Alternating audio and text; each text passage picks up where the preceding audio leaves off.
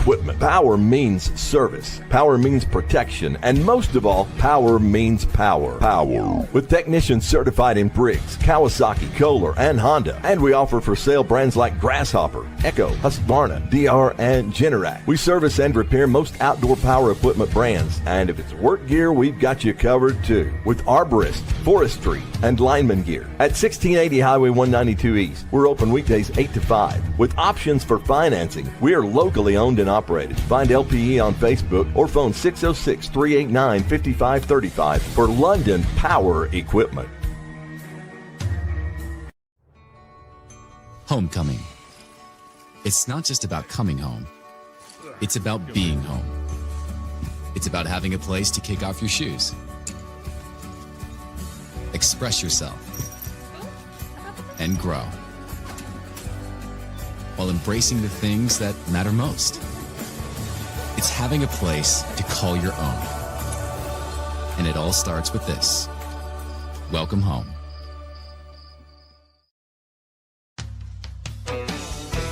At E.C. Porter IGA in London, owners Stuart and Ernest Matt House have always took great pride in the fact that they're a locally owned business. And because of that commitment, they've taken great care of generations of local grocery customers. E.C. Porter IGA in East London on 4th Street, where we love our local student athletes and their families. True Colors LLC is a residential and commercial finishing company you can trust. Dustin Lewis and his team of quality professionals can do the job great or small, and True Colors is a proud supporter of North Laurel Nation. Find True Colors LLC on Facebook or phone 606-657-5300. True quality, true service, true colors.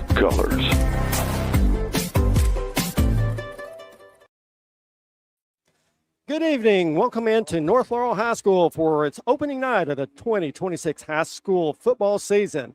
Last year, North Laurel had a great season, making it to the second week of the playoffs, ending with a 9-3 record. I know there was a lot of disappointment in that loss up at West Jessamine. Unfortunately, just didn't go North Laurel's way that night, and that is something that's left a bad taste in their mouth, and it's something that they're going to come out and work on and prove. They got something to prove this year. North Laurel lost a very talented group of seniors last year to graduation, and they're bringing back 14 seniors that look to make a lot of noise this season. North Laurel takes on the Commodores of Perry Central. These two teams went at each other in Hazard last year, with North Laurel coming away with a 21-0 win to start the season. Joining me tonight, as always, my partner, Jared Wilson. Jared, pretty impressive season last year, 9-3. Two of those losses to Corbin and Pulaski County. Yep, and that's the behemoth out there, Joe, is Pulaski County. You know, we're all in the same district here in 5A and District 8. North Laurel was pretty much the second team all year last year to Pulaski County. There wasn't any question about that. They knocked South off, knocked Southwestern off. That's the goal this year, right? Stephen Nelson's going into year 3 here. You've built these really 2 good years, 2 appearances in the playoffs, a really good playoff win last year. And then, they got beat really bad by Pulaski County. But that's what the goal is, Joe, is to try to beat Pulaski County. I think that's what you're aiming to do, because Pulaski County is the gold standard here in our district. And if we want to be in a good spot to be seeded, that's who they need to beat. And that's what they didn't do last year. That's what they got to do different coming into this year. And you and I have talked about it so many times, that team across the river. Yep, that's right, both of them. I mean, Southwestern and Pulaski both, but especially Pulaski. North Laurel lost a big group of seniors, as we said, in Reese Sutton and Cooper Robinson, with a lot of others. Cooper Robinson was the dog back there in the backfield. Yeah, and now you got to see what Bryson Nance is going to do, right? I mean, that's the thing. You just lose such a great player, and you had this really good thunder and lightning deal with Cooper Robinson and Bryson Nance, and now it's Bryson Nance all by himself, and we're going to learn tonight, and as the season goes, who's going to be that handcuff to him, who's going to be the second option, because you can't expect Bryson Nance to have 25 and 30 carries. And we've seen Stephen Nelson be really, Coach Nelson be really committed to the running game, and on nights that he's wanting to be committed to it, he can't expect Bryson Nance to have 30 carries. So they're going to find out who that second option is going to be. I talked to Coach Nelson a little bit, and he's had a lot of good things to say about Brody Pruitt as well. Yeah. And it could be Brody Pruitt. You never know. He's that good short yardage back. They used him as a fullback a lot last year. It could be him. North Laurel senior quarterback Jude McCorder looks to add on a fantastic year that he had last year. McCorder ended the season 75 of 127 with 9 TDs, 1,035 yards passing, averaging 86 yards a game with only throwing 3 interceptions. Also rushed for 1,025 yards, average of 85.5 yards per game, 6.29 per carry. Also adding 12 rushing touchdowns. What makes him so dangerous is that he's hard to contain due to his quickness. Yep, that's exactly right. And that's something he's had his his half year starting as a sophomore and the full year last year as a junior. That's something that Jude has always had, is an ability to run out of the pocket and make things happen with his legs. He's always done so well with that, just, really, really fast. It's something that his arm has got to catch up to that, so that makes that part of his game even more effective, because they're going to stack the box against you, and if you can't throw it, that's what they're going to do. Coach Nelson has told me that we're going to be seeing a much stronger and quicker McCorder this season. And talking about his decision making, his arm strength, along with the accuracy, is much improved over this summer and the first 2 scrimmages of this year. Yeah, well, you saw a lot of video on social media of Jude McCorder dropping a ton of these balls in the bucket. So his arm looks like it has made, again, yet another set of improvements, just like it did last year. All right, we're about ready for the national anthem. We'll step aside for a quick break, and we'll be right back. Blondie's All-Star Grill at 201 Faith Assembly Church Road in London is a locally owned and operated grill bringing great food, cold drinks, and a lively atmosphere to the neighborhood. New name, same location as Buffalo Wings and Ring Club. We're a family-style restaurant with a sports grill atmosphere. Find Blondie's on social channels or look up our menu online at blondiesallstargrill.com.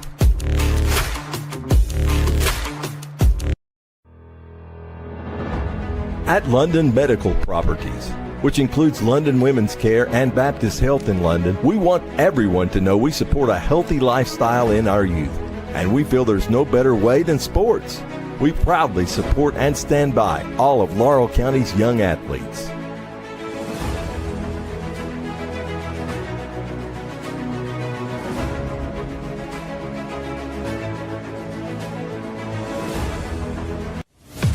Football season is finally here, and that means it's time for all your favorite things about fall. Get ready for cooler weather and game day style at Shoe Inn, where you'll find all the latest arrivals from UGG, Local Boy, Ariat, Carhartt, Brooks, Birkenstock, and many more. Whether you're heading to the game, cheering from the stands, or enjoying everything fall has to offer, Shoe Inn has you covered from head to toe. Stop by Shoe Inn in London or Corbin and get ready for fall today. Shoe Inn, your hometown destination for shoes, boots, and apparel. Life is full of surprises. Some good, some unexpected. That's why you need protection for your home, your car, and your family's future. I'm Agent Jimmy Storm, your local Kentucky Farm Bureau agent, and I'll help you find personalized coverage that fits your needs and your budget. Call me today at 606-528-2030 for a free quote and a peace of mind. Your Laurel County PVA, Don McFadden, would like you to be aware of the homestead exemption available to homeowners age 65 and older. Applicants must own and maintain the home as his or her primary residence as of January 1st of each year to qualify for an exemption. If granted, the exemption will lower the taxable value of your home by a designated dollar amount set by the Kentucky State Legislature. Don't wait. Apply at any time during the year you turn 65. The earlier the better. You can sign up online or visit the office. Don McFadden, Laurel County PVA. That's laurelpva.com or phone 606-864-2889.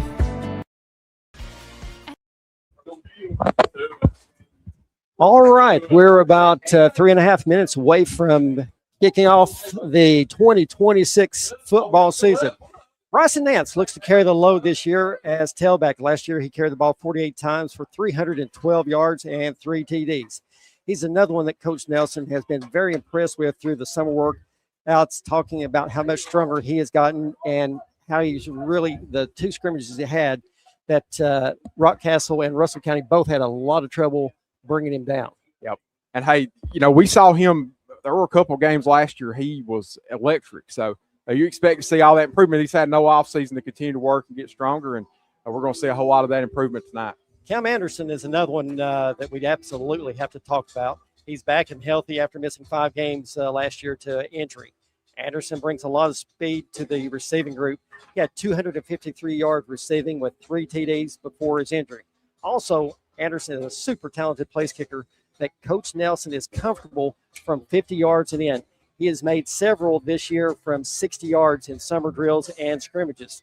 One thing that Coach Nelson also said that Cam has been putting it in the end zone off the kickoffs. So important to get that deep ball in the end zone. Well, yeah, right, and that takes all that pressure off your special teams unit. You know, you don't have to worry about who's missed what assignment and who's missed what block and who's missed what tackle back there. If that ball's out of the back of the end zone, you don't ever have to worry about that. You'll never give up a kickoff return if you kick it out of the back of the end zone every time. This year's team is not as big as last year's team, but they make up with their quickness, and the offensive line has shown in summer workouts that there are 2 scrimmages that they have done a good job giving McCorder time to get back in the pocket. As we talked about, McCorder is able to scramble a lot.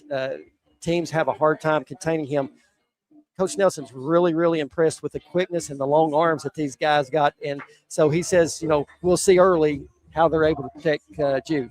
Yeah, and, man, Joel, they're really small in the offensive line this year. There's no secret about that. But there's no way they could be as big as they were last year. You had Zach Philpott, Peyton Collins, and Braden Fultz all up front. And those guys are huge, especially Zach Philpott was one of the bigger left tackles probably in the area.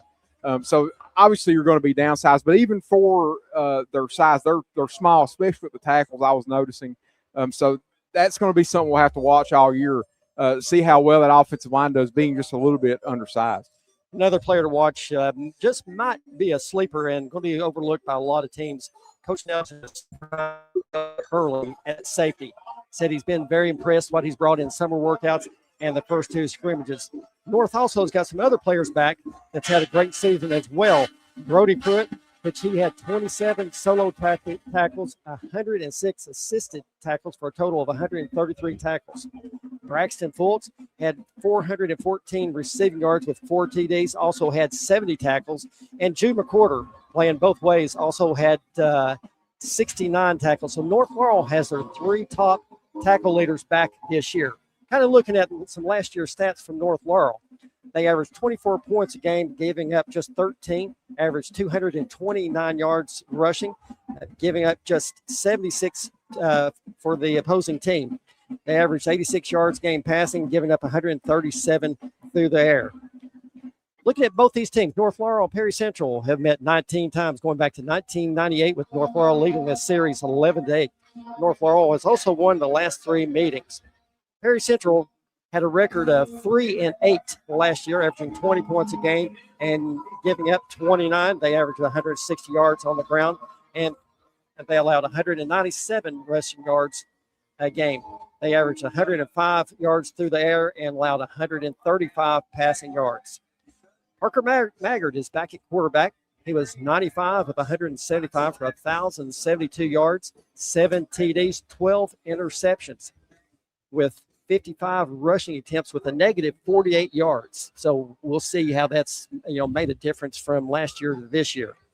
They're returning 4 of their top rushers in Josh Miller, 74 carries for 441 yards with 2 TDs. Keegan Kiesel, 56 carries with 379 yards, 5 TDs. And Bryson Johnson with 60 carries with 339 yards and 2 TDs.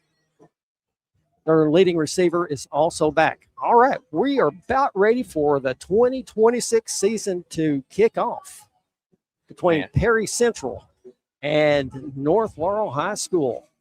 This is one of my favorite times of the year, Joel. The summer's almost over. Fall's just around the corner. We're going to be throwing the pigskin around Friday, Saturday, and Sunday for the foreseeable future all the way through February. North Laurel will receive the kickoff opening up the season. And I believe is that Jude McCorder back deep? It is, Joe. I can't see. He's not turning sideways, but it does look like Jude back deep for North Laurel. And along with Evan Zarate. Kick right down the middle. And Zarate's going to take it over to the 20, out to 25, out to the 30, 35. Still staying on his feet. Gets all the way out to the 41-yard line. Great return right there for Zarate. Cole McCorder senior quarterback in for North Laurel. Bryson Nance in the backfield. We'll probably see a lot of the same sets as we've seen last year. They're going to 2 wide right, 2 wide left. Yeah, they love the shotgun. There's a lot of shotgun from this team. The quarter back in the shotgun, man in motion. Quarter keeps it, goes right up the middle. Going to pick up about 2 on the play. Brings up 2nd and 8 for North Laurel. Tell you what, cannot ask for a better evening for an opening night of high school football. Yeah, it was a little steamy this afternoon, but it's good right now. We got a little breeze blowing out of the west or one of the directions, and feels pretty good up here, Joe. 2nd and 8 for North Laurel. 2 wide right, 2 left. Nance to the left in McQuarter. I think, they may keep it on the ground, try to get a little nerves burn out first. Nope, McQuarter's rolling out to the left. Quick pass opens, complete out to 50, down to the 45 with the reception. Right there is Cam McQuarter. Ball was knocked loose, but I believe North Laurel got it back. And they did. That's going to be a first down, North Laurel. And I love that concept for Coach Nelson moving Jude McQuarter out of the pocket, shifting the pocket over outside of the tackles. Really, Jude wasn't going to stay in the pocket and make that pass. So that was really impressive. And great catch by Cam Anderson extending out to grab that ball. And he just sat down perfect right in that zone and got free. McQuarter looked really calm back in the pocket. Yeah, he did. Yep. Same look, 2 right, 2 left. McQuarter keeps it going straight up the gut, across the 40, down to the 38-yard line. Pickup of about 6 on the play. Brings up 2nd and 4.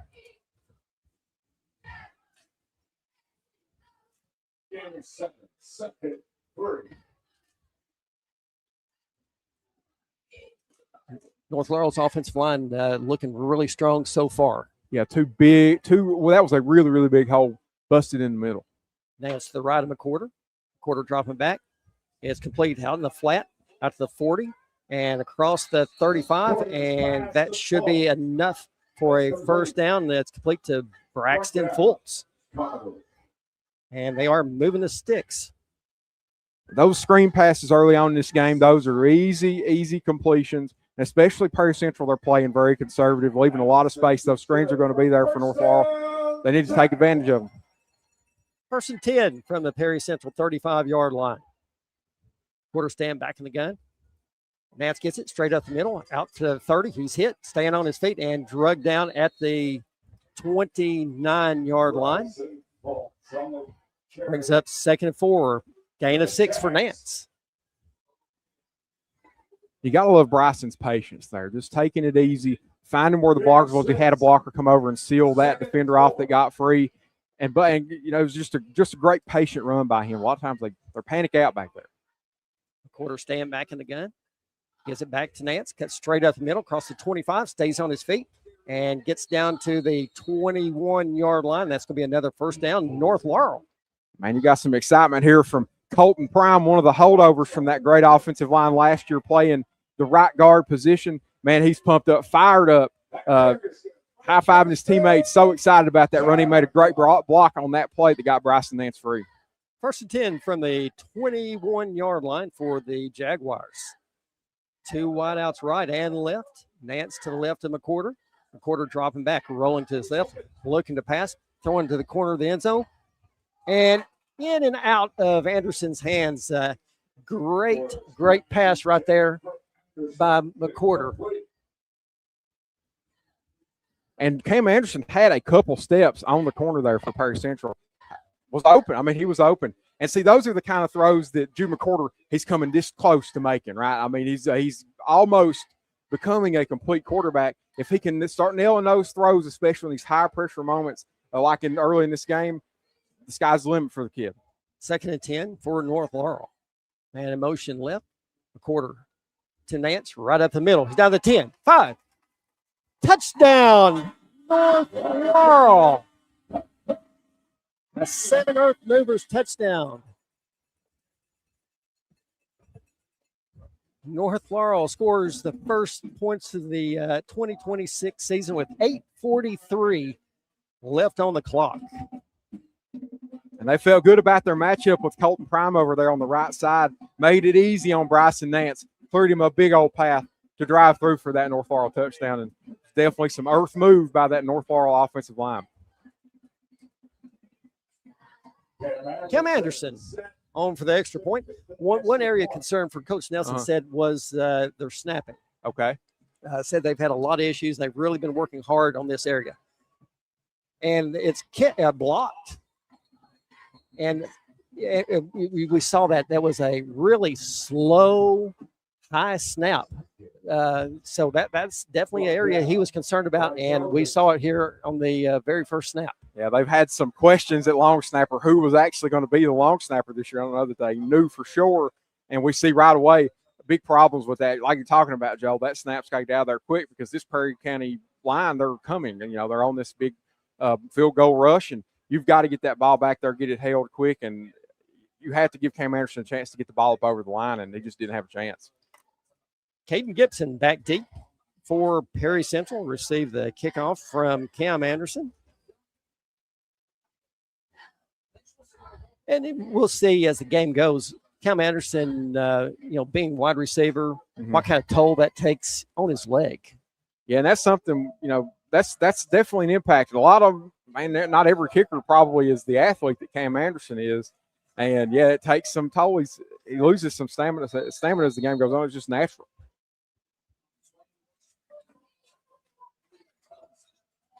Cam Anderson moving on the ball. Long line drive. Going to be taking it to 5 by Gibson. Going straight up the middle. And he's knocked down at the 26-yard line. I tell you what, I don't know who hit number 2, Tyler Robinson of Perry Central, but they flat leveled him. His helmet went flying off. He took a lick. When that headwear starts flying, that was a big hit.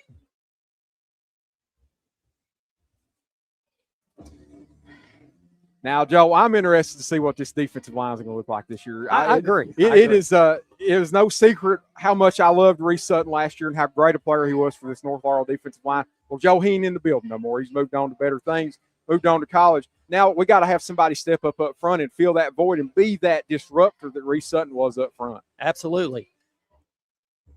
Parker Maggard in at quarterback in the gun to his right. Number 22, Keegan Cecil, sending one receiver left and 2 to the right. They like to throw the ball quite a bit. Man in motion to the left. Get set. Maggard calls for the ball. Kicks it out right there. Getting in the backfield immediately. Just running over that offensive line was number 15, Caleb Roark. Man, we saw a lot of good things out of him from playing that defensive end position. He's kind of a little bit smaller for a defense. Well, no, he's really not. I think he's gained some size over in the offseason. But, man, Caleb Roark just a great player for this team. And it's going to fill that spot where Kingston Reams graduates. It's going to fill that spot on the defensive line for North Laurel. Loss of 3 on the play, bringing up 2nd and 13. Maggard to Cecil right up the middle. He's going to get quite a bit of that back. Got a big chunk back. Pickup of about 7 on the play. Going to bring up 3rd and about 5.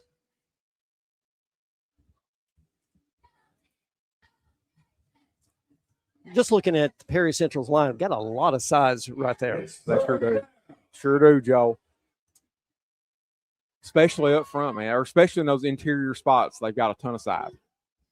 Maggard calls for it. Dropping back, rolling to himself, looking to pass, looking deep. He's got a man wide open out to 40, complete. Out to the 50, down to the 45, down to the 43-yard line. Big pickup right there by Perry Central. On the reception for Perry Central will be number 8, Josh Miller. North Laurel will set up in their man-to-man that time. And the play action in the backfield got Bryson Nance on his back foot and really never could get caught back up to his man coming out of the backfield. First and 10, Commodores. Man in motion to the left. Maggard right back up to the middle to number 22, Cecil. Picks up 2 on the play, brings up 2nd and 8. That's another tackle for Caleb Roark over there on that right side. And you had Braxton Fultz coming in from that nickel spot here. He's kind of this hybrid safety corner that they've got playing next to Brody Pruitt and made a big tackle there. You know, he's kind of this running back wide receiver that they've got going on, and made a really good tackle there, being a little bit undersized in the hole among all those bigger players. Maggard staying back in the shotgun, dropping back, looking to pass. Receiver wide open across the middle, and it's intercepted. If the ball was tipped off of Perry Central's receiver's hand, diving and making the catch, Cole McCorder. What about Jude McCorder? Johnny on the spot, though. Overthrow there by Maggard for Perry Central. The receiver never could quite get to that, and it looked like it was going to fall harmlessly to the ground, but Jude McCorder saw that happen and was already breaking toward the ball and got right under the ball, put his hands right under it before it hit the ground. That is just – those are the difference-making plays. A normal safety that's not of Jude's caliber is not going to make that play, not going to pick that ball off, but Jude makes that play, gets the ball back for his offense here, and that's a possession you steal away from Perry Central. They are not, it's going to be hard for them to get back. North Laurel stay with that same look, and as we said, we're going to see this look majority of the time. Two right, two left, and Nance to the left of McCorder. McCorder calls for it, gives it to Nance, going right, cuts outside, trying to get away. He's hit, and he's going to be taken down right at the 29-yard line.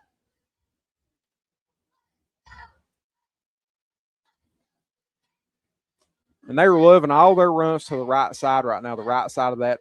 I think it's probably the match, just the advantage of having better players on the right side for North Laurel or something to that effect. But a ton of those, that was an off tackle. You had a couple more that were in the hole between the guard and the center. So a lot of different runs all to the right side there for North Laurel. Pick up a 6 for Nance. Brings up 2nd and 4. Quarter calls for it. Back to Nance he goes. Cuts back up the middle. Not much there. Going to pick up about 2 on the play. And it's going to bring up 3rd and a long 2.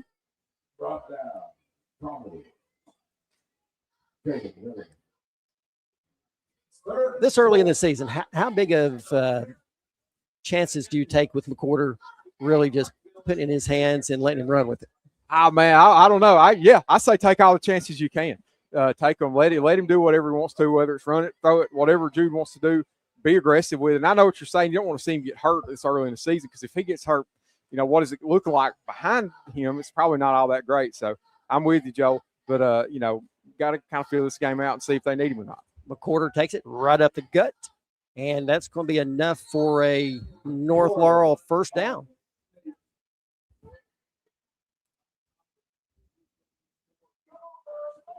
That's North Laurel's 3rd first down of the first quarter. Man, you just hate to see your quarterback take that much abuse, right? Like you were talking about, man. He is in among some big kids there in the middle, some big guys, and taking some big hits. You just hope it don't hurt none of those shoulders, arms, those important parts that he needs to throw the ball. 1st and 10, North Laurel. Nance gets it straight up the middle. And he goes for about 3, brings up 2nd and 7. Shoe In Family Footwear in London, Corbin. Check them out for all the latest styles and fashion. Shop Shoe In. 2nd and 7 for North Laurel. North Laurel on top of Perry Central, 6-0, 3:58 left here in the first quarter of play.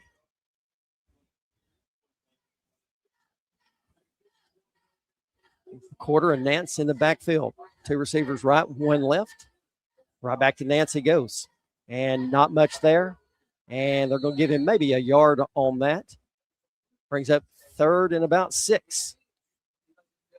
And the offensive line is getting decent push up front, but it's a lot of those second-level players and the linebackers that are making the tackles in the hole. So what that tells me, Joe, the linebackers don't care about the pass game because you've not thrown the ball in about 5 to 6 or 7 plays. So it tells me maybe we want to start putting that thing in there a little bit.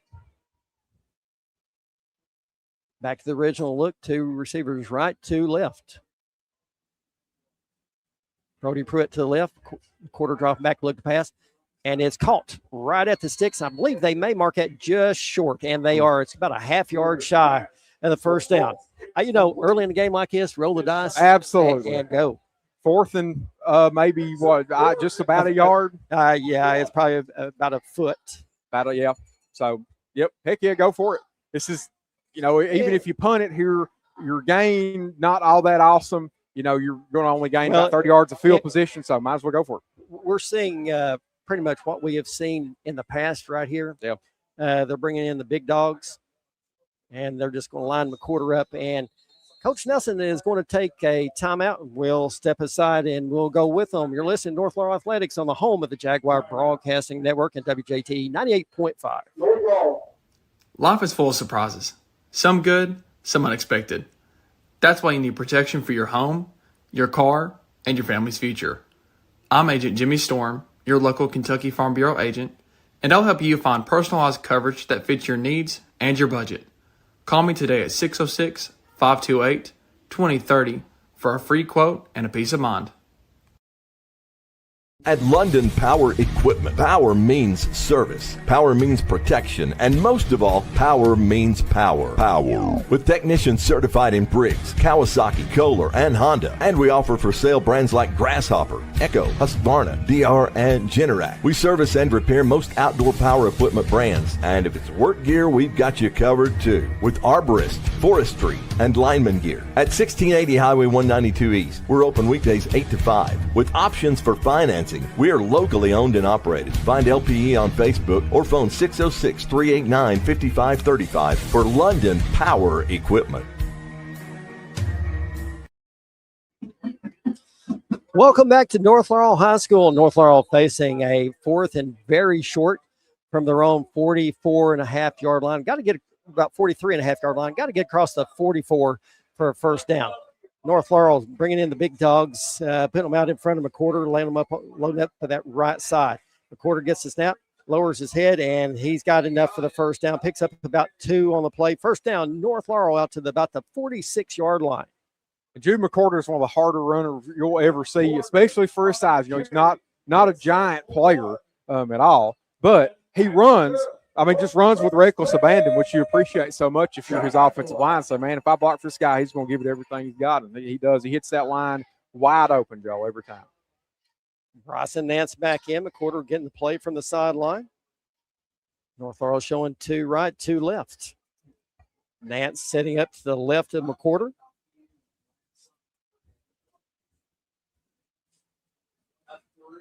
McQuarter gets it, keeps it. Looks to go up the middle, runs into the back of his own player, just levels his head and ran over a couple Perry Central players. What an effort by Jude McQuarter getting down to the Perry Central 49-yard line. I love that movement by the offensive line there. You have this kind of pull, this crack back by your left tackle and left guard to block some of those backside defenders, and then Jude McQuarter finishes it off with a couple extra yards, more than what he would have gained just based on his determination. Bringing up 2nd and a long 4, almost 5 for North Laurel. Got to get across the 44-yard line. Grants to the left of McQuarter. McQuarter rolling to the right, cuts it back up the middle, lowers his head, and gets to the 45-yard line. That's going to bring up 3rd and 1 for North Laurel. And we see the creativity of Jude McQuarter on display there. That run was not designed to go where it ended up. It was initially over left guard. Left guard gets beat. I think his Ashley Edwards got beat a little bit, and Jude just had to abandon on that hole, go around the right side of the line, and it was there for him. That was pretty good. That was for him taking what was a bad situation and turning it into a game. Brody Pruitt back in. Same Pruitt and Nance in the backfield. Probably line up on both sides of McQuarter. Going in a little bit of confusion in the backfield. Now they're having to call.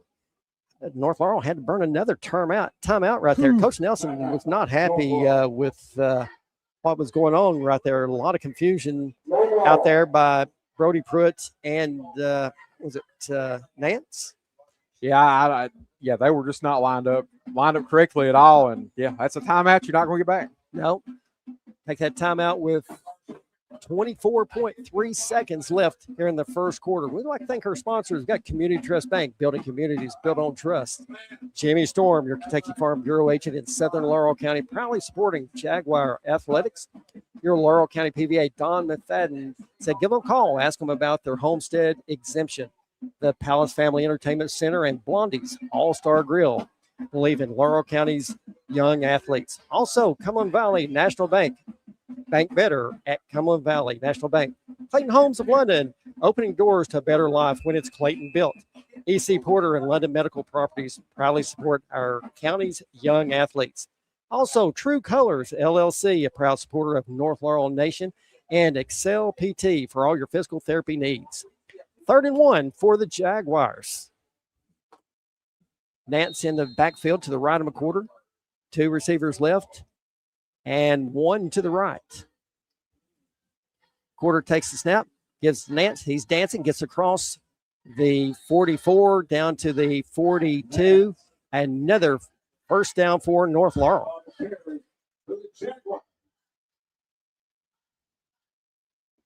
And that carries good. For first down, Jaguar. Gotcha. Thanks.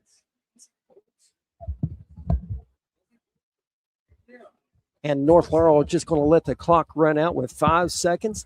North Laurel's went in the first quarter with a 6-0 lead over Perry Central here at North Laurel High School on opening night of high school football.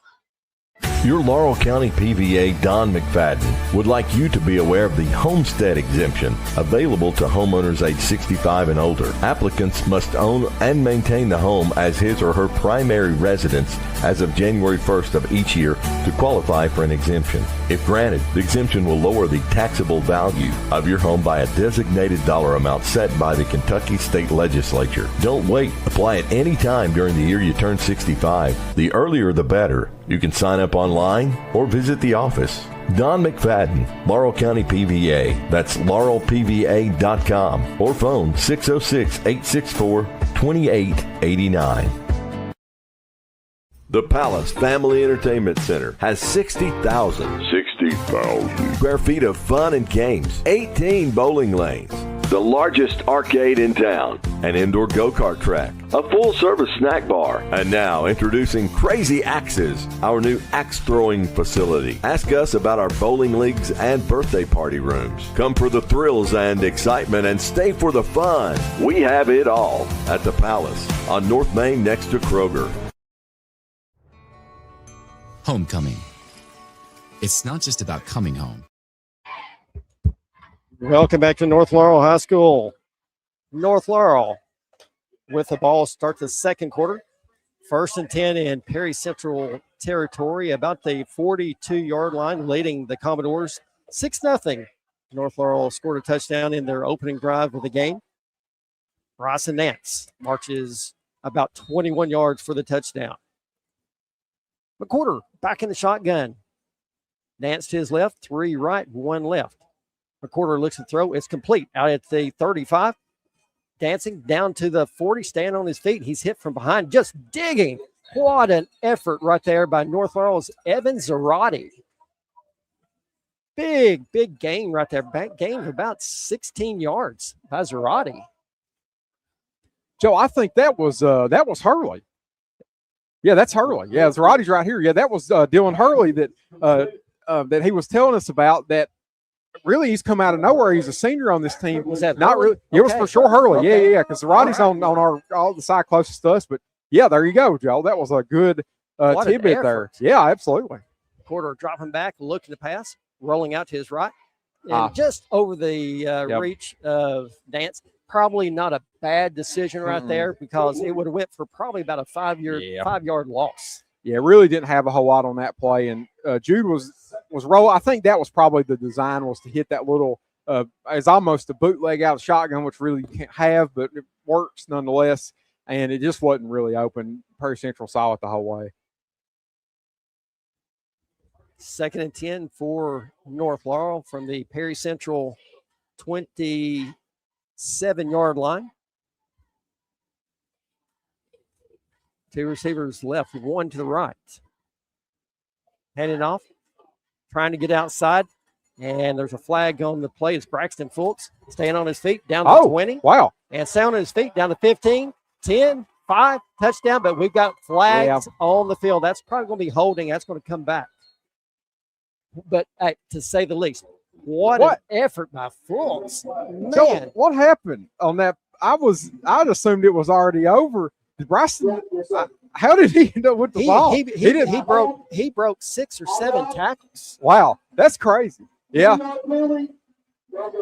Unfortunate break right there. So that'll be back in North Laurel up and that 10 yards. So that's going to move them all the way back to the 37-yard line. Yeah, that run was blown up, right? That's why the hold happened. Whoever, your left defensive tackle for Perry Central ended up in the middle of a takedown behind the line of scrimmage. It looked like that play was dead to rights, and then it went for a touchdown, negated by the holding penalty. But that's wild.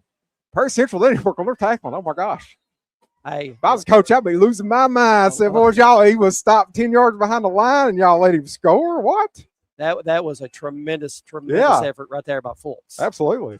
My goodness. Fultz and Nance in the backfield on both sides of McCorder. Quarter hands it off to Nance. Not much there. Picks up about 2 on the play. Want to bring up 3rd and a bunch. Yeah. And those holding penalties, Joe, we talk about it all the time. You'll hear it, the next 10 weeks, those are killers. It is so hard to overcome a holding penalty, especially, on 2nd down. They're kind of later in the downs. That's hard. It is hard to overcome that. 3rd and 18 for the Jaguars. This is where, the arm of Jude McCorder can be on display here, running some good passing concepts against this Perry Central team that's playing you pretty tight. They're going to have some chances here to get some stuff down the field. Quarter takes his snap, drops back looking to pass. Oh, boy. Got a heavy rush going. McCorder's going to take it. No, he throws it up. Got a wide receiver. Wide open. Touchdown. Braxton Fultz. How about that? McCorder to Fultz. 35 yards on the touchdown. And boy. Beautiful thrown football right there by McCorder. He jumped up in the air and threw it. And that really – Jude was dead to rights back there. I mean, he was about to get sacked. He kind of navigated the pocket, got away from that guy that was about to take him down, stepped up in the pocket, got very close to the line of scrimmage, and delivered a strike. I mean, just an absolute strike to Braxton Fultz on the run across his body. I mean, he was across his body too. My goodness. Cam Anderson on for the extra point. Putting it down is Dylan Hurley. Let's see what kind of snap we can get here. Better snap. Kick is up and hits the upright. And comes back. No good. Man. Here again, it was still mishandled a little bit by Hurley. The snap was low. It was basically skimming the turf all the way back to Hurley. So it was really tough for him to get a good hold on it and get it placed for Cam. Coach Nelson said this was an area that they had to do a lot of work on, and they've got a lot of work to do.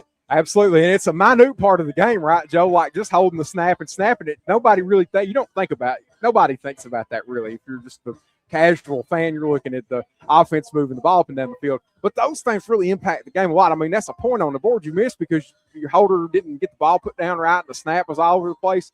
Those are all those little things that you've got to get right if you're going to be a playoff team. But, Joe, what about Jude McCorder? We've not seen that kind of throw out of Jude McCorder before. I promise I've been one of his probably bigger critics in the last 18 to 24 months. But that was a heck of a throw. I mean, well done. That's an excellent throw. Well done. Could not ask for a better throw. And that's something Coach Nelson hit on. Said that we was going to see a different Cole McCorder, and we are. Back deep for Perry Central. Number 23, Caden Gibson, as Cam Anderson's on to kick it away for the Jaguars. Big, high, long kick, and it's going to hit about 6 yards deep in the end zone. That's what we've been waiting to see. Absolutely. Well done, Cam Anderson. Yeah, what an advantage for North Laurel. And what was also impressive, it wasn't a line drive. It had all kinds of height to it as well. That's a college kick right there. Yeah, that's what I was about to say, That was a college kick. This is the same field they play on all the way up to the professionals, right? This is the same. The dimensions are the same. So that's an impressive kick. Well done. Yeah, that's awesome. Man, good for Cam Anderson, good for North Laurel. 1st and 10, Perry Central from their own 20-yard line. North Laurel on top 12-0. 10-18 left here in the second quarter. Parker Maggard back in the shotgun. 2 receivers left and right. Hands it off to Cecil. and gets about 1 on the play, gets out to the 21-yard line, brings up 2nd and 9 for the Commodores. Yeah, Caleb Rowart, and you had 55 Colton Prime there in on the tackle. He had nowhere to go, absolutely no daylight at all, and a big call to Colton Prime filling in that defensive tackle spot where Reese Sutton's not there anymore. He's looking, making a big impact up front. Maggard staying back in the shotgun. Number 22, Keegan Cecil to his right. Dropping back, look to the pass. Receivers open, and right there, it's complete out at the 24-yard line, but right there to absolutely level the receiver, number 30, P.T. Roberts. That is complimentary football at its finest, Joel. You had 20. Getting his head snapped. Yeah. Wow. What a hit. He's going back saying, boy, don't ever throw me the ball like that again. I'll cure, that's some hospital balls, You get hit, you get a ball in that spot, you don't like that. 3rd and 6 for Perry Central.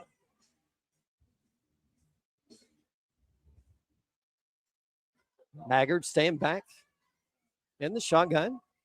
Man in motion. Maggard dropping back to pass. It's complete.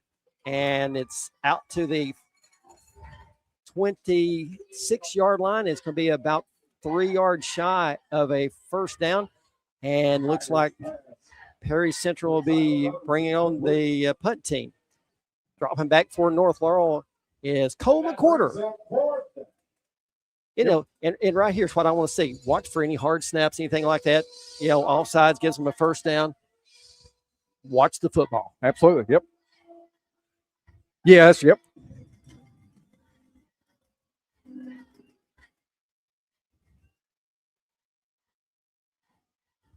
Good snap. Punts away. And it's going to hit about the 40, and it's just going to die. It's going to take a little reverse spin, and North Laurel got about a yard gain out of that. The ball actually hit and had a little backspin and went back towards Perry Central. So North Laurel is going to take over on their own 41-yard line.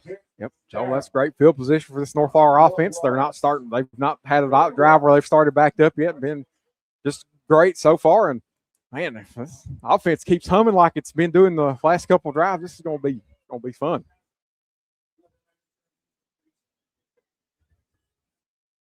I want to see some more passes, Joe. I'm tired of this run game. I've watched the run game up here for 2 years. I want to see them throw the ball. Any way they want to score is a good way to do it. But it's a lot of fun to watch Jude really work and pick these defenses apart. What they're doing, they have to respect Nance in the quarter because they can beat you on the ground. Absolutely. So they got to respect them. That opens up that passing game. Sure does. North Laurel sending 2 receivers left, 1 right. Nance to the left of McQuarter. Nance gets it. No, that's not Nance. That is Tanner Houchins. Huh. Well, back here, quarterback single action at running back.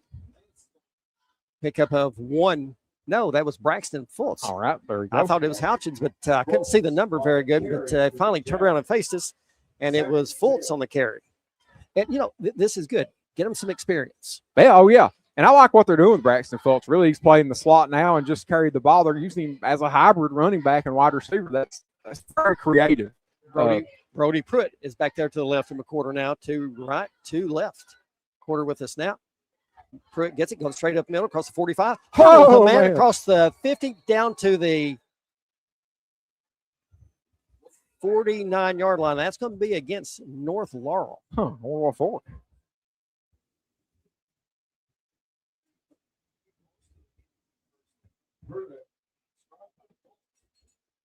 Wait the call right here. The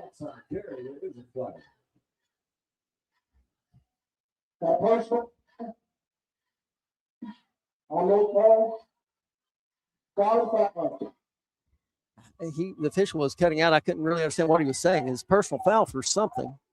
What was it? Joe, he swung his leg like somebody kicked somebody.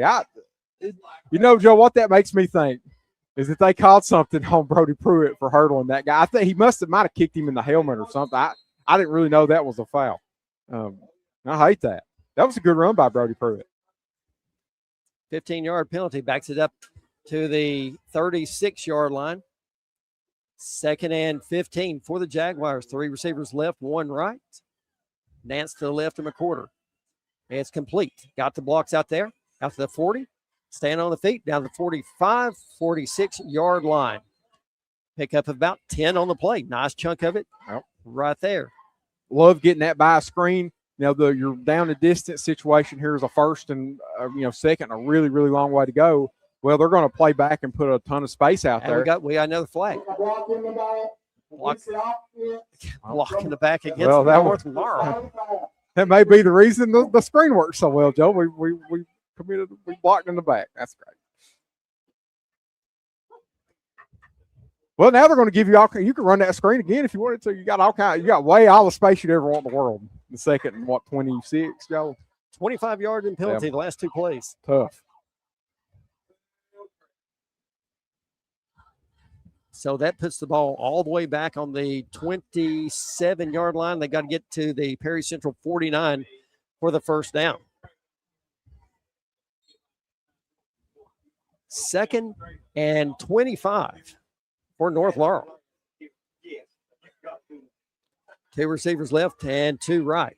Quarter takes the snap, dropping back. He tucks it, going to run. Makes the first man miss. Kicks to the outside. 40, gets to the outside. 45, gosh. 50, 45, 40. 1 man to beat. 20, 10, 5. Touchdown. A 7 Earth Movers touchdown. North Laurel. Oh, my gosh. They can't tackle him, Joe. They just really can't. Perry Central had 1,000 opportunities to bring Jude McCorder down. Not one of them were successful.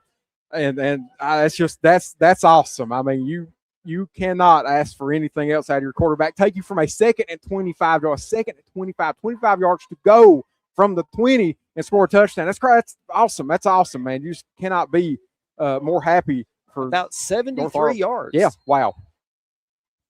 All right, back on Cam Anderson.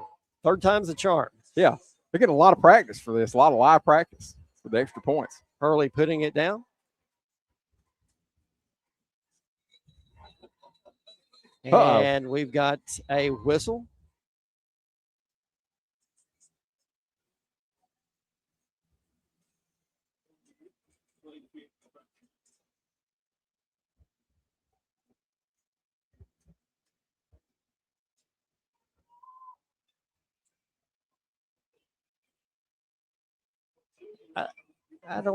Joe, I don't know.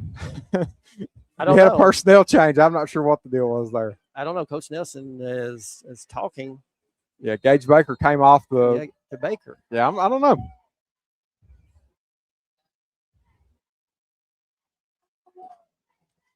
That should be false offsides. start, yeah. Or offsides, yeah. Well, it's a good thing because he was going to block it. well, and that's why, right? Well, Cam actually yanked it left. Oh, did he? Okay. Yeah. Now, Joe, I propose to you, you're now on the 1 yard line. Do you pull the field goal unit off and go for 2? No, it needs work. Let them kick it. And I'm wrong, but they are going to go for it at this point. I like it. See, this is one of those things you've gained an advantage here. You're on the 1. It's made it just a little bit easier to gain the 2 points, and your kicking unit has had so much trouble. But I see your point. You might want to work on it, but for the purposes of the game, I like that. They need to definitely go for it here. As much trouble as they've had with the kicking unit, makes sense to go for it.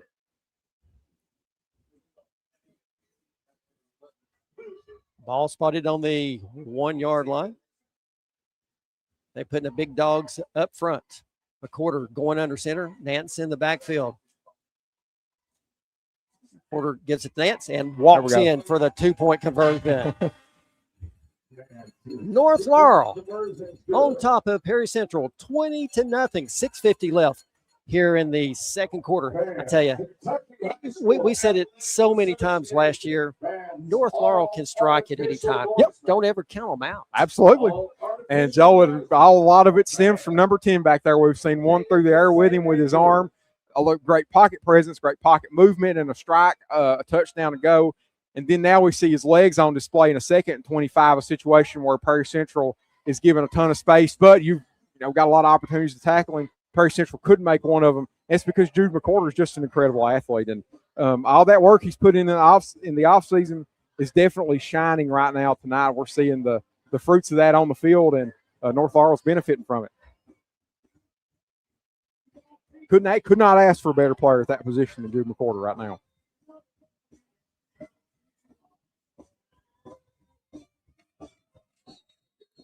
I want to thank True Colors LLC, proud supporter of North Laurel Nation. Also, Community Trust Bank, building communities built on trust. Cam Anderson, take kick it away for North Laurel. Back deep for Perry Central, Caden Gibson.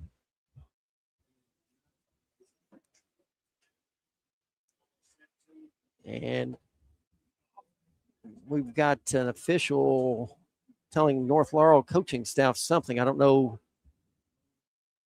It's week one for the officials too, ain't it, Joe? They got to figure out what they're doing too. They're looking up here in North direction. Laurel's pep section. Uh-oh. I heard a siren going I did off, too. and that's probably what they're talking about. Coach Nelson's telling them get up and be loud. Yep, that's right. I like it.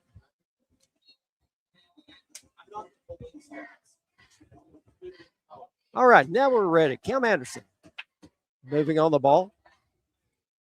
Another high, long, deep kick. Perry Central just watches it. Another one about 8 yards deep in the end zone. I'll tell you, that's one thing we've seen a big difference in this year and last year for Cam. I tell you, that kid is absolutely kicking the cover off of it. Absolutely, Joe. That is a college-level kicker right there that's playing on this field right now.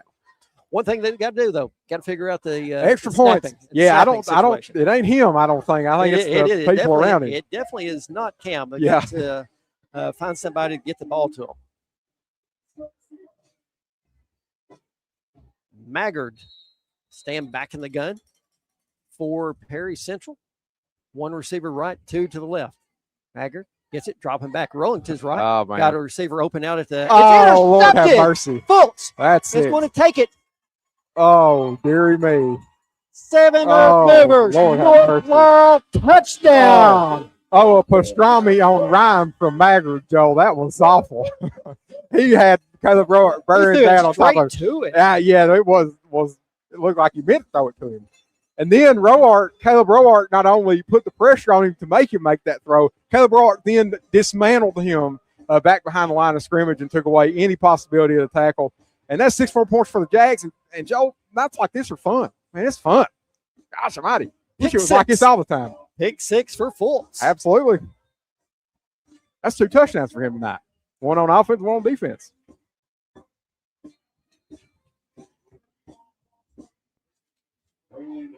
Cam Anderson back on for the extra point. Good snap. Kick is up. There we go. And right down the middle of the uprights. North Laurel out on top. 27-0. 6:41 left here in the second quarter. I tell you, North Laurel is looking very efficient. Oh, my gosh. Yeah, Joe, I don't think they've had much go wrong other than a couple penalties. Yeah. That's it. Everything else has been great. I mean, they've had a great night.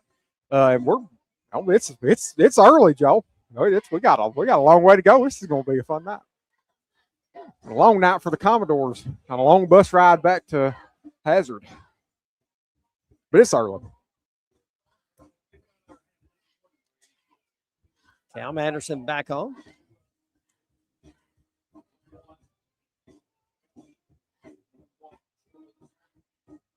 Back deep for Perry Central. Number 23, Caden Gibson. The Palace Family Entertainment Center and Blondie's All-Star Grill, believe in Laurel County young athletes, along with Cumberland Valley National Bank. Bank better at Cumberland Valley. Cam Anderson, another deep kick, and this one's going to be let go and hit about 2 yards deep back in the end zone. Another nice kick by Anderson. Look at him go. That's 3 touchbacks tonight. Yes. Yep. Sure is. That is, like I was talking about, that takes so much load off of your special teams unit. You just ain't got to worry about anything. Your special teams unit could mess everything in the world up. All the other 10 players could go off on the sideline, and it doesn't matter as long as that ball is hitting the end zone. So, big advantage. Back in the backfield for Perry Central, you've got number 11, Parker Maggard, along with number 23, Caden Gibson. Gibson's going to get it, going right up the middle. A lot of running Oh, my room. gosh. Makes 2-3 men miss and all the way out to the 35-yard line. Big run right there by Caden Gibson, but coming up and lowering the boom on him was number 9, Hurley. Cecil picks up the first and 10 Commodore.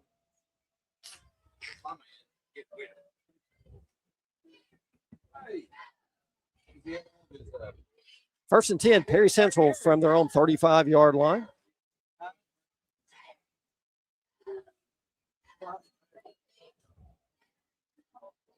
With the snap, back to Gibson, right up the middle again, and picks up about 4 on the play, brings up 2nd and 6. I'll tell you, Gibson's got a really, really quick step for Perry Central. He does, yeah. And Bryson Nance just barely got a hold of his, basically his lower body and kept him from going any farther. Credit to Bryson Nance being able to tackle a player like that. I'd say we're probably going to see mostly run game out of Perry Central. Passing game, really struggled just a little bit. Yeah, they might want to keep working on that. Maggard dropping back, looking to pass, all kinds of protection, rolling to the right. And got running, and he tucks it. He's going to get out, and he steps out just shy of the first down marker.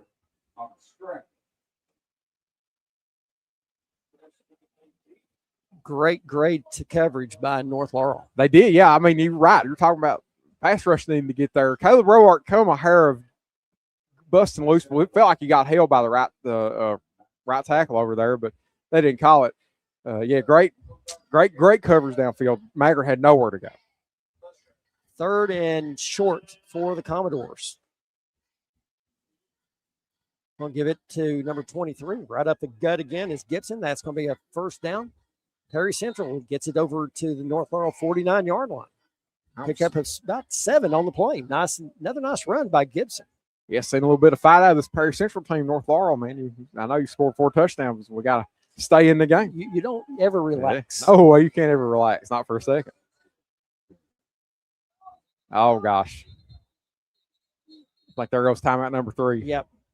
North Laurel had to burn their 3rd timeout. Just here again, a little bit of personnel issue. Yeah, oh my gosh, that's one of them things, Joe. You're especially early in the season. You've got the jitters. This game means something. The teams know that, or the team knows that, and getting your personnel right is one of the things, the challenges. And some of that's on your coaching staff too down there. You've got to.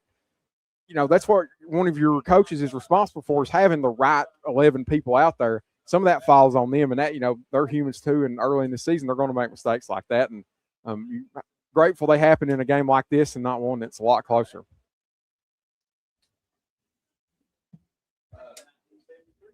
North Laurel with a 27-0 lead over Perry Central.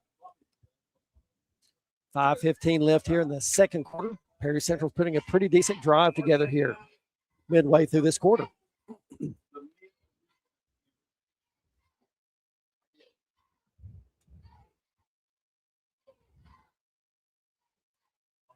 Perry Central brings in number 2, Keegan Cecil back in, splitting out Gibson.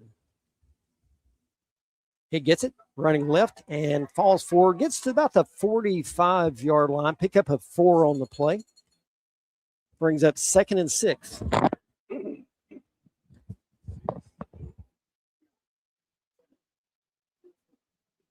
In my eyes, Cecil does not have the quick first step that Gibson's got. Oh, no. 2nd and 6 for Perry Central. Maggard staying back in the gun, hands it off. He's met in the backfield, and it's going to be for a 1-yard loss. Look at Bryson Nance there, Joe. Gage Baker getting in the backfield. And I think Bryson Nance, he read that run the entire way and was there in the backfield. It looked like he shedded from the defensive line, but he just came in free. Nobody really touched him. He read that perfect. That is one of those plays from your linebacker. That's a difference-making play by Bryson Nance. 3rd and 8 for the Commodores.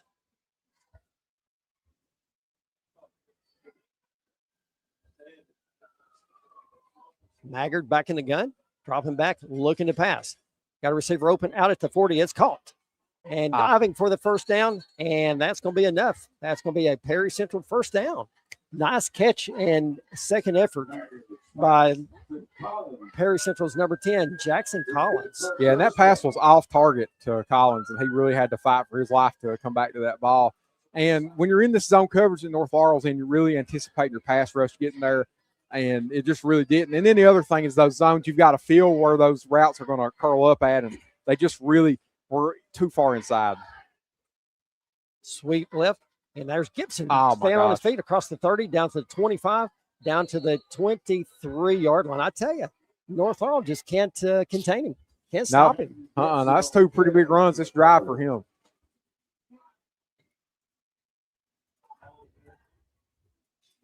And they're going to keep the pace up. Oh, yeah, 1st and 10. Perry Central. North Laurel 23-yard line. Right back up the middle they go. To Cecil, and he's taken down right at the 15-yard line. Going to be about a yard shy. Brings up 2nd and 1. I think that was Braxton Fultz coming out of the defensive backfield to make that tackle. North Laurel's defense has kind of been on their heels this possession. They have. Right back to number 22, Cecil, and he's going to get about 3 on the plate for another first down. Seems like where Perry Central has speeded this offense up, it's really given North Laurel a little bit of problems. It has, and I mean, I'm with them. Keep the pace up and make North show them that you can stop them. 1st and 10 from North Laurel 12-yard line.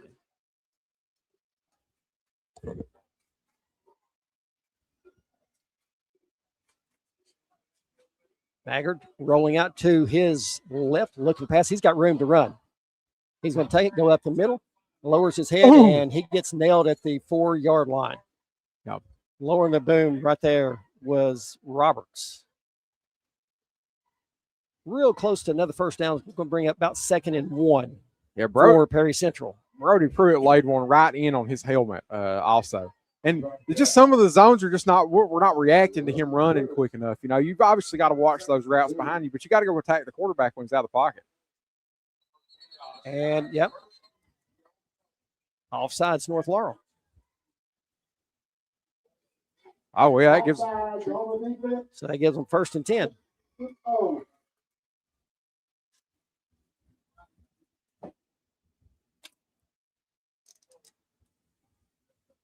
Yeah, even being this close to the goal line, you still lose something there. You know, they get that automatic first down. Now they're in this 1st and goal from the 2 instead of the 2nd and 1 from the 3. They bring in Gibson back there at tailback. I'd give it to the kid. We've not we ain't got an answer for him. Right.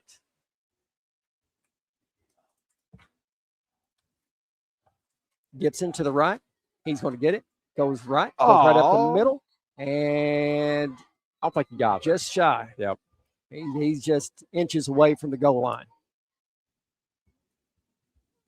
Now, this would be one heck of a stand for North Laurel. If you could keep them out of the end zone here from the inch line, that would be a good showing for those boys up front. Right back there. Oh, right there. Big stand. There's going to be a loss of about 2 on the play. That's going to bring up 3rd and 3. We had big Caleb Roart coming in there and making that tackle. We've got to call his name a whole lot tonight, Joe, man. He's making some big impacts from his defensive end position, cutting inside there, man. He's been impressive so far tonight. Looks like the ball is spotted on the 2-yard line. Yep, just behind it. So 3rd and goal from the 2 for Perry Central. And I would like to see some, all right, we got a timeout. Yep, timeout by Perry Central. North Laurel on top, 27-0, 1:13 left here in the second quarter of play. You're listening to North Laurel Athletics on the home of the Jaguar Broadcasting Network alongside WJTE 98.5. Homecoming. It's not just about coming home. It's about being home. It's about having a place to kick off your shoes, express yourself, and grow, while embracing the things that matter most. It's having a place to call your own. And it all starts with this. Welcome home. At CVNB, we believe in the power of local banking. With deep roots in the community, we're here to help you bank better. Whether it's managing your daily finances, saving for the future, or securing a loan, our team is dedicated to providing friendly, personalized service and financial solutions that make a difference. Experience the benefits of banking local. CVNB. Bank better. Member FDIC. 27-0. Perry Central knocking on the door. 3rd and 2. 3rd and goal for Central. Parker Maggard going under center. I formation going straight up the gut. And for the touchdown is number 8, Josh Miller for the Commodores. And he just about got bent backwards out of the end zone, Joe. He came close to not making it. That was an impressive, even though they still scored. North, they fought very hard up front, come a hair away from keeping him out of the end zone. 27-6. North Laurel with a commanding lead at this point. That's a good adjective for that, Joe. On for the extra point, number 15, Kanan Jett. Good snap. It's down, kicks up, and it's good. North Laurel 27, Perry Central 7. Jimmy Storm, your Kentucky Farm Bureau agent in Southern Laurel County, proudly supporting Jaguar Athletics. Also, your Laurel County PVA, Don McFadden. Call them and give them a question. Ask them about the homestead exemption. The Palace Family Entertainment Center and Blondie's All-Star Grill, believe in Laurel County's young athletes. That was a drive that, I don't know. As I said before, North Laurel's defense was kind of on their heels. They were on their heels the whole way, Joe. And kind of just noticing lack of effort in some places, Joe. That was what was concerning. I don't know, just a struggle. And there were a couple plays where you have some positive things happen, and just a difficult drive. And even though they're up 20, you don't want to see any drive where you don't execute well on defense. I mean, it don't matter what the score is, you still got to do everything right. You've got to play like you just ignore the scoreboard. I mean, you just play like you execute like you need to. And that time, the North Laurel defense had a few moments where they didn't. Bryson Nance was injured on the extra point and walking off very, very gingerly on that ankle. Not good, Joe. Man, he is struggling too. Yeah. Uh-oh. Yeah, he missed time last year, Joe. Am I remembering that right with that ankle? I think he did miss a little bit of time with the ankle or something. But, don't have a good memory, but Bryson, he really, really came on strong at the end of the season. Yeah, and I think he'd missed a stretch there where he was not not playing. And then, it came on very strong like we talked about earlier in the game. Earlier in the broadcast. He's an excellent player, and they got to have him. But he's hurt. Back deep for North Laurel, being number 10, Cole McQuarter, along with number 9, Dylan Hurley, and also number 1, Braxton Fultz.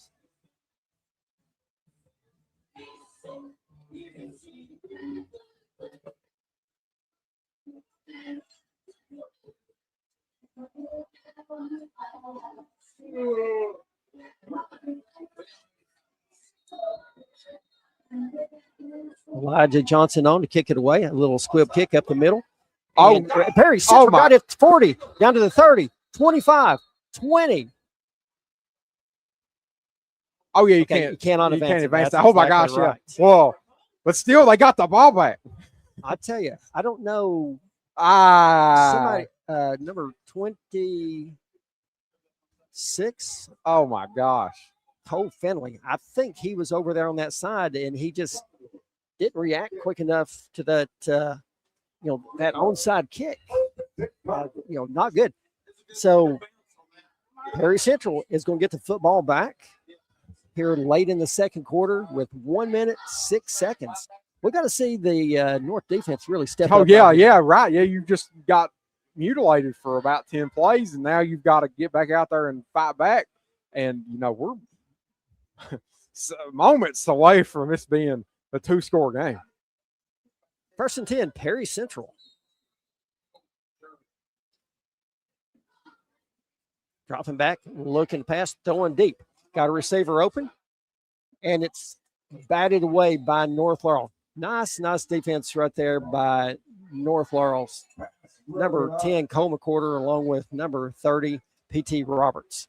The ball kind of hung up in the air, so it really was just a jump ball. Yeah, that was the design there. Really, he never had any separation. You've got the corner, Peyton Roberts, and then your over top safety, Jude McCorder there, pretty much bearing down on that one. And it was up to the receiver to make the play on it. Jude knocked it away before he could even get his hands on the ball. Second and 10 for the Commodores. Maggard back in the shotgun, man in motion to the left, dropping back, looking to pass. Oh, a lot of goodness. pressure, and he's going to be thrown down for a big loss right there.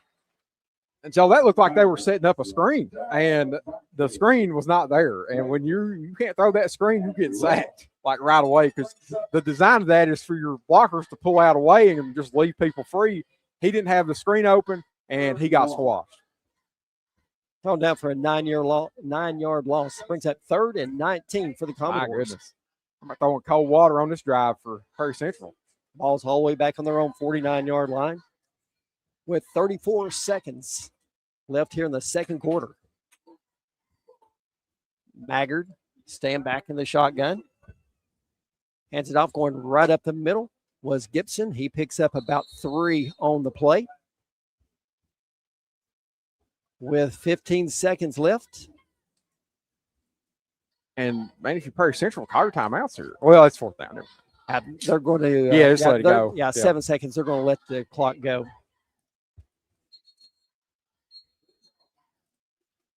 And no, I believe Perry Central called a timeout. Yeah, so with 2 seconds left. So what you'll do here is the Hail Mary. Yep. You leave no time on the clock for any other North Laurel possession to go the other way. You know, if you call that timeout with 5 or 6 seconds left, even there, really, it's going to be difficult. But at 2 seconds, there's no chance North is going to have anything unless now here's the scenario. Yeah, go ahead. You throw it deep. Yep. Pass interference. Oh, yeah, that's right. It does not matter if the clock expires or not. They're going to get another shot. Yeah, it can't end on a defensive penalty. Cannot have any defensive penalty right here. Absolutely. You're right, Joe. And you're so right. Yeah, you cannot, no PI. But, oh, my God, PI on a Hail Mary, that's hard to get. Now, on the flip side of this sets up an interesting return here for North Laurel, because unlike your punt unit where you've got some of those offensive linemen not on the field, you've got 5 offensive linemen on the field for Perry Central. So you're going to have a chance, if this ends up being a duck, got a chance at a return to take it back the whole way. Those are the dangers of that. You know, that's the flip, both sides of doing this right here. And I like Perry Central taking this chance. They need to do this. You know, it makes sense for them. They need the touchdown. They gain nothing from just going into the half. Maggard back in the shotgun, dropping back, looking to pass. He's flushed out of the pocket. It's open. Pass is complete down to the 30 and down to the 29. The intended receiver was Josh Miller. And that is going to do it for the first half here at North Laurel High School. North Laurel taking a 20-point lead to the locker room, 27-7 over the Perry Central Commodores.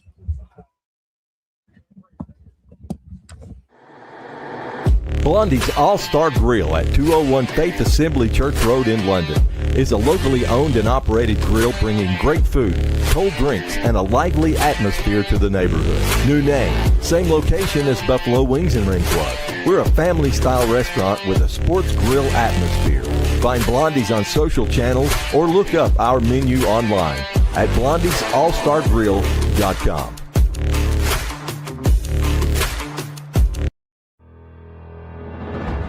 At London Medical Properties, which includes London Women's Care and Baptist Health in London, we want everyone to know we support a healthy lifestyle in our youth, and we feel there's no better way than sports. We proudly support and stand by all of Laurel County's young athletes.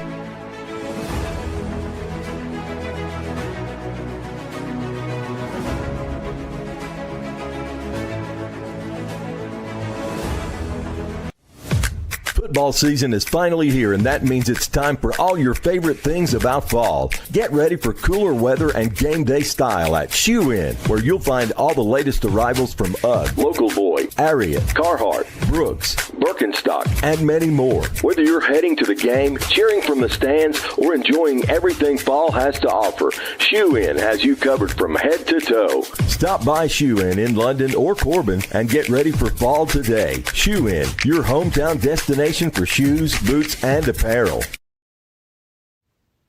Life is full of surprises. Some good, some unexpected. That's why you need protection for your home, your car, and your family's future. I'm Agent Jimmy Storm, your local Kentucky Farm Bureau agent, and I'll help you find personalized coverage that fits your needs and your budget. Call me today at 606-528-2030 for a free quote and a peace of mind. Your Laurel County PVA, Don McFadden, would like you to be aware of the homestead exemption available to homeowners age 65 and older. Applicants must own and maintain the home as his or her primary residence as of January 1st of each year to qualify for an exemption. If granted, the exemption will lower the taxable value of your home by a designated dollar amount set by the Kentucky State Legislature. Don't wait. Apply at any time during the year you turn 65. The earlier the better. You can sign up online or visit the office. Don McFadden, Laurel County PVA. That's laurelpva.com or phone 606-864-2889. At CVNB, we believe in the power of local banking. With deep roots in the community, we're here to help you bank better. Whether it's managing your daily finances, saving for the future, or securing a loan, our team is dedicated to providing friendly, personalized service and financial solutions that make a difference. Experience the benefits of banking local. CVNB. Bank better. Member FDIC. At London Power Equipment, power means service, power means protection, and most of all, power means power. Power. With technicians certified in Briggs, Kawasaki, Kohler, and Honda. And we offer for sale brands like Grasshopper, Echo, Husqvarna, DR, and Generac. We service and repair most outdoor power equipment brands. And if it's work gear, we've got you covered too. With arborist, forestry, and lineman gear. At 1680 Highway 192 East, we're open weekdays 8 to 5 with options for financing. We are locally owned and operated. Find LPE on Facebook or phone 606-389-5535 for London Power Equipment. Homecoming. It's not just about coming home. It's about being home. It's about having a place to kick off your shoes, express yourself, and grow, while embracing the things that matter most. It's having a place to call your own. And it all starts with this. Welcome home.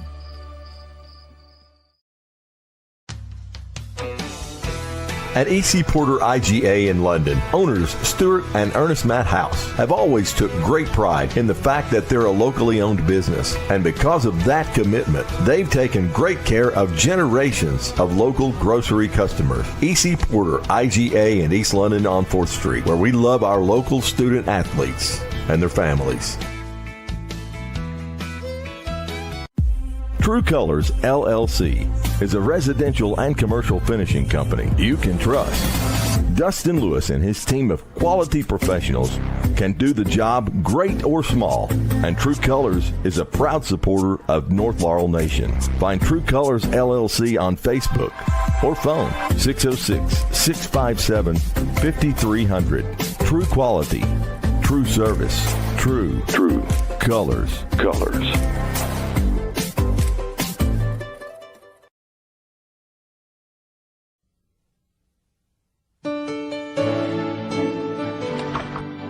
You may not be made of money, but your home just might be.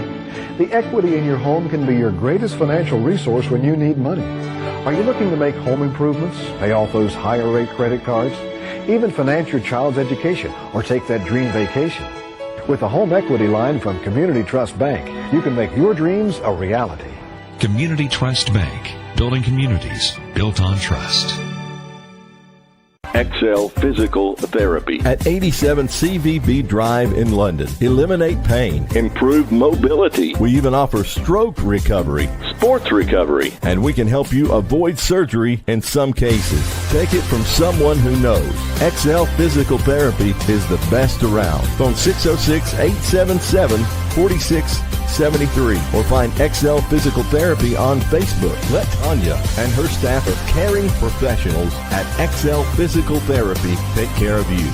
The Palace Family Entertainment Center has 60,000 square feet of fun and games, 18 bowling lanes, the largest arcade in town, an indoor go-kart track, a full-service snack bar, and now introducing Crazy Axes, our new axe-throwing facility. Ask us about our bowling leagues and birthday party rooms. Come for the thrills and excitement and stay for the fun. We have it all at the Palace on North Main next to Kroger.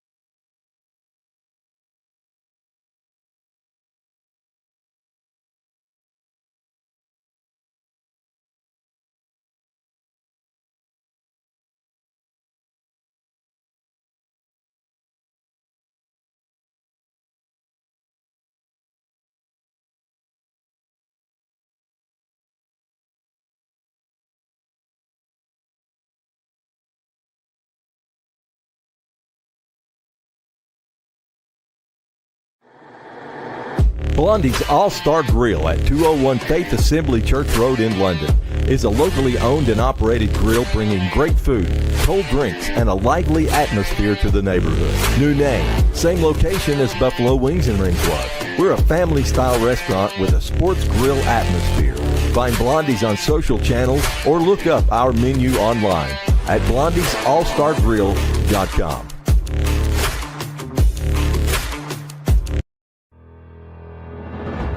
At London Medical Properties, which includes London Women's Care and Baptist Health in London, we want everyone to know we support a healthy lifestyle in our youth, and we feel there's no better way than sports. We proudly support and stand by all of Laurel County's young athletes.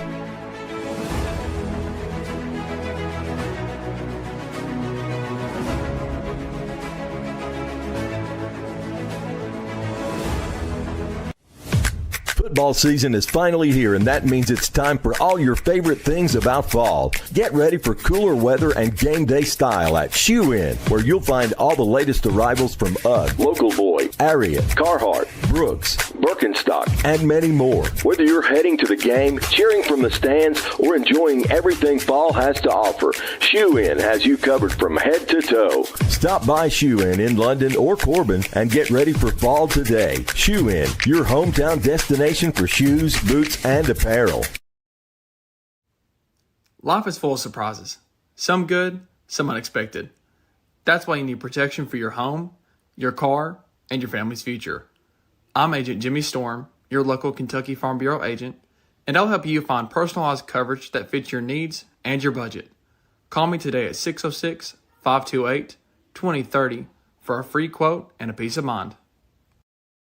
Your Laurel County PVA, Don McFadden, would like you to be aware of the homestead exemption available to homeowners age 65 and older. Applicants must own and maintain the home as his or her primary residence as of January 1st of each year to qualify for an exemption. If granted, the exemption will lower the taxable value of your home by a designated dollar amount set by the Kentucky State Legislature. Don't wait. Apply at any time during the year you turn 65. The earlier the better. You can sign up online or visit the office.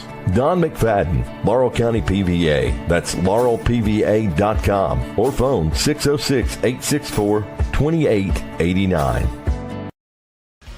At CBNB, we believe in the power of local banking. With deep roots in the community, we're here to help you bank better. Whether it's managing your daily finances, saving for the future, or securing a loan, our team is dedicated to providing friendly, personalized service and financial solutions that make a difference. Experience the benefits of banking local. CBNB. Bank better. Member FDIC. At London Power Equipment, power means service, power means protection, and most of all, power means power. Power. With technicians certified in Briggs, Kawasaki, Kohler, and Honda. And we offer for sale brands like Grasshopper, Echo, Husqvarna, DR, and Generac. We service and repair most outdoor power equipment brands. And if it's work gear, we've got you covered too. With arborist, forestry, and lineman gear. At 1680 Highway 192 East, we're open weekdays 8 to 5 with options for financing. We are locally owned and operated. Find LPE on Facebook or phone 606-389-5535 for London Power Equipment.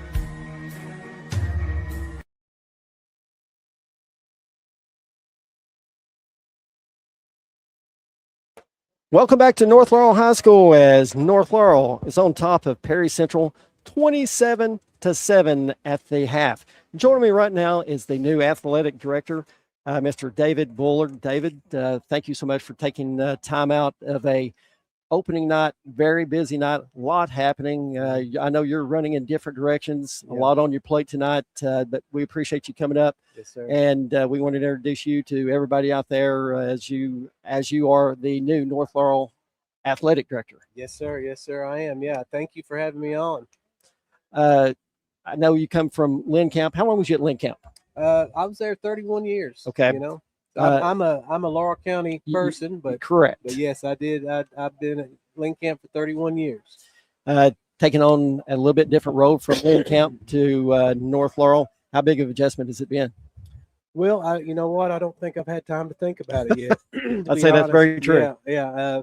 It's been a whirlwind, and I have, you know, I was on the 13th region there, and I was telling them that luckily they hired me, or luckily for me, and I've been grateful for, they hired me in the middle of May, and so I've had a lengthy amount of time to transition into this position, and I can't thank Ethan enough. I've leaned on him a lot to help me understand and learn things to do this job, and you know, and I was telling them that, to be honest, I'm, you know, at my age, I don't particularly love to learn, so. But I've got no choice. No, that's exactly right. You're very familiar with sports. Done a lot of umpiring, officiating in the 13th region. Yeah. How many years you got at officiating? I umpired for 14 years. Yeah. Okay. And probably going to miss that a little bit. I know I've been calling, you know, some endorsed baseball, softball games. You've been behind the plate, and you know, I love to sit back there and aggravate you just a little bit about this call or that call, but yeah, a lot of people do. Top-notch official. No, you always did a good job. You know, I like to aggravate you, but you did a really good job. North Laurel looking really good here in this first half. Yeah, I mean, you know, offense is looking really good. I mean, we made a little slip up on the defense. Fell back on our heels a little bit on that one possession. Yep, we did. But I tell you, coming into the season, we've had, you know, we talking to Coach Nelson, having a lot of good, you know, skilled players, and we was a little concerned about our line, but I'm telling you, we've I think surprisingly they've stepped up, and I think the line's going to be where it needs to be. So I think I we're in good agree. shape. You know, we was talking this week, Coach Nelson and I, and he said, you know, one area of concern was the long snapper. And we've seen, you know, a couple of mishaps there on extra points, but he said that's something that they've been trying to really figure out, trying to get it worked out. You've got a lot of different sports going on right now. How are you handling juggling multiple sports at one time? Well, I'm learning to love soccer. I know that. I've had soccer Monday, Tuesday, Thursday, and got it tomorrow. And to be honest, I've learned a lot about soccer as a sport that probably if I hadn't done this job, I would not have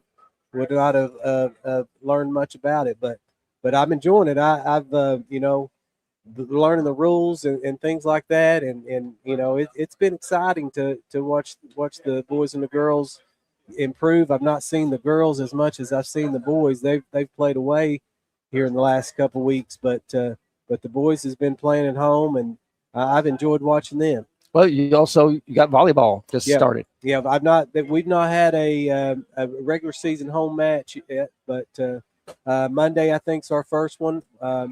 And so I'm looking forward to that. I think we also have a JV football game here that night as well. So we got multiple games going on that night. And but yeah, I'm looking forward to volleyball as well. And then our golf is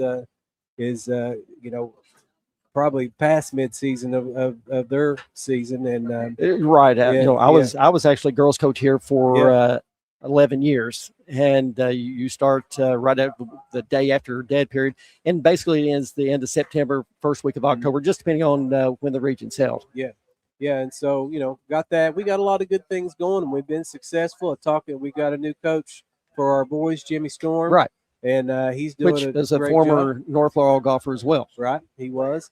And he's got some brothers that are playing that are pretty good golfers. And sure are. They're having a good season. I've been seeing them post the scores from them and been very impressed. Yeah.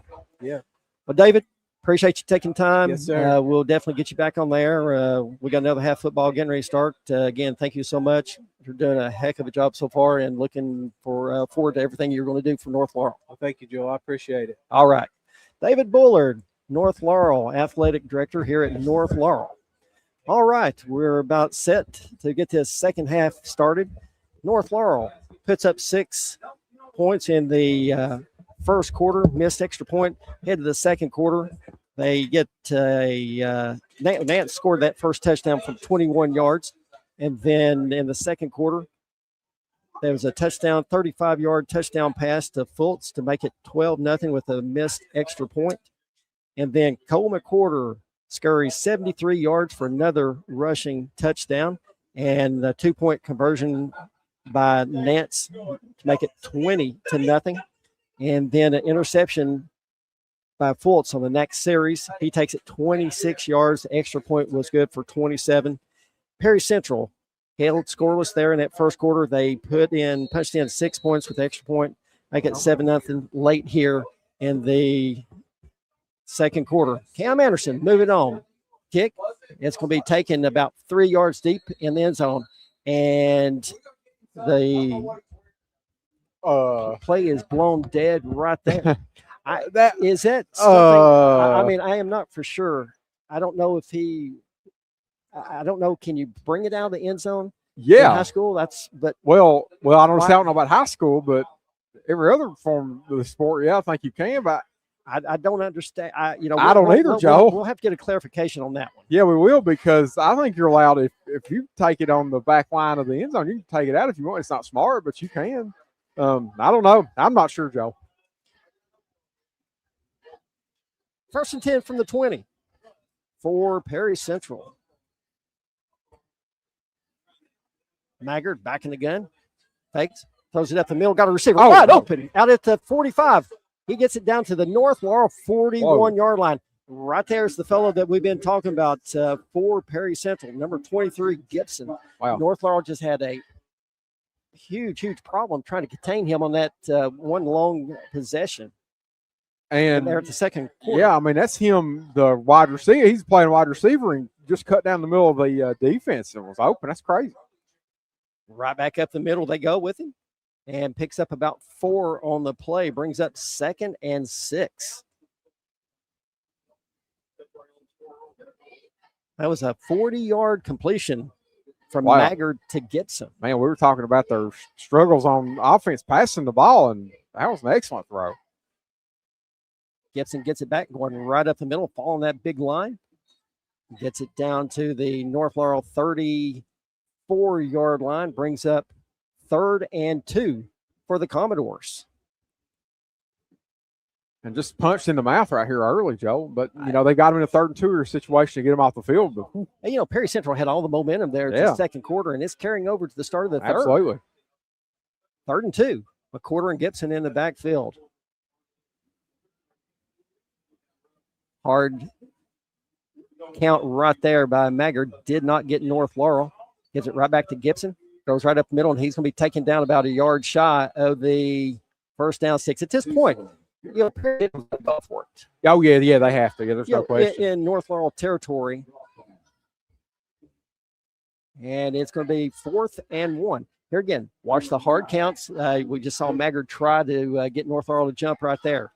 Watch the football. Yeah, you cannot listen. Yep, you cannot give away a set of downs here. Two receivers to the right, one to the left. Back into the game for Perry Central is number 22, Cecil. He's going to be to the left of Maggard. Man in motion. And it's going to go right up the middle. And that is going to be, I don't know if he did or not. That is going to be close. Well, I can't believe he didn't. I mean, it looked, from here, it looked like he had at least nosed his body across the line. He is going to be short. Yeah, wow, he sure is. Yep, going to be short. That's going to be a turnover on downs. Give a call to the linebackers, Bryson Nance and Brody Pruitt on that one. They filled those gaps on the outside, just about as perfect as you could. And, you got a big 71 Tucker Barrett out there as well playing in the middle of the defense, doing an excellent job. That heavier package they had out there. We're going to have a measurement here and see. We'll see, Joe, which way they go.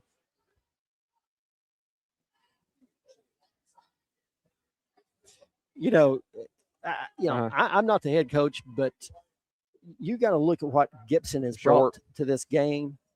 Yeah, it's going to be short. It's going to be short. Yeah. Yeah, it's short. It's about a yard shot. Shouldn't even brought the chains out, it wouldn't. Yeah. I guess want everybody to see, where it was at. Yeah, but right. Yeah. You got Gibson that North Laurel's having a really tough time with. Give Gibson the ball. Yeah, give it. Yeah, right. Exactly.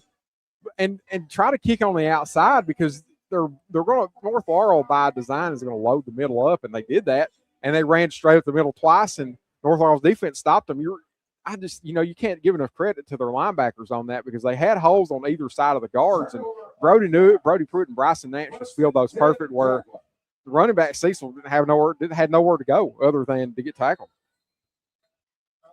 1st and 10, North Laurel.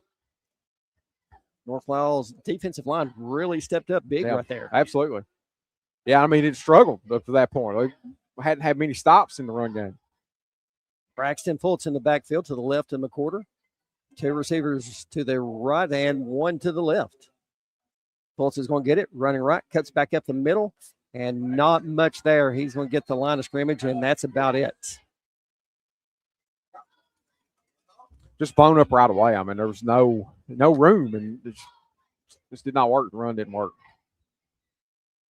In which, we did see Nance get shaken up on that extra point attempt.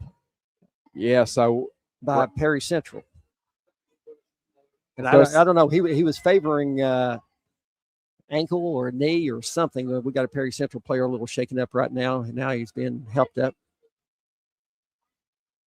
So they're going to, I guess, lean on Braxton Fultz and lean on probably Brody Pruitt as their running backs here the rest of the way. Do you see Bryson anywhere, Joe? I don't see him. I have not seen him yet. I've not either. He may be behind the tent down here. It's possible, yes. As they move down, we'll try to locate him.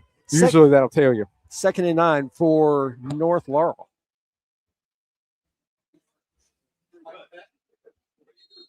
Quarter getting the play from the sideline. Clayton Homes of London opening doors to a better life when it's Clayton built. A quarter back in the gun, Fultz to his left, 2 receivers left and right. Quarter's going to keep it, go right up the middle, following his blockers, and he's going to get out to the 30.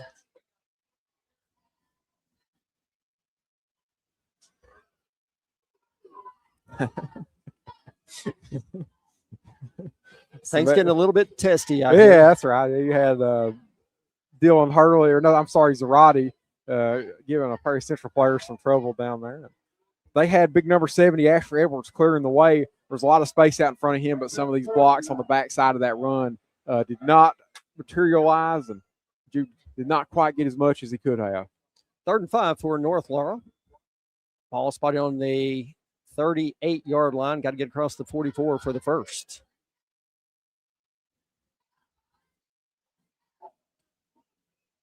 The quarter back in the gun. Takes the snap.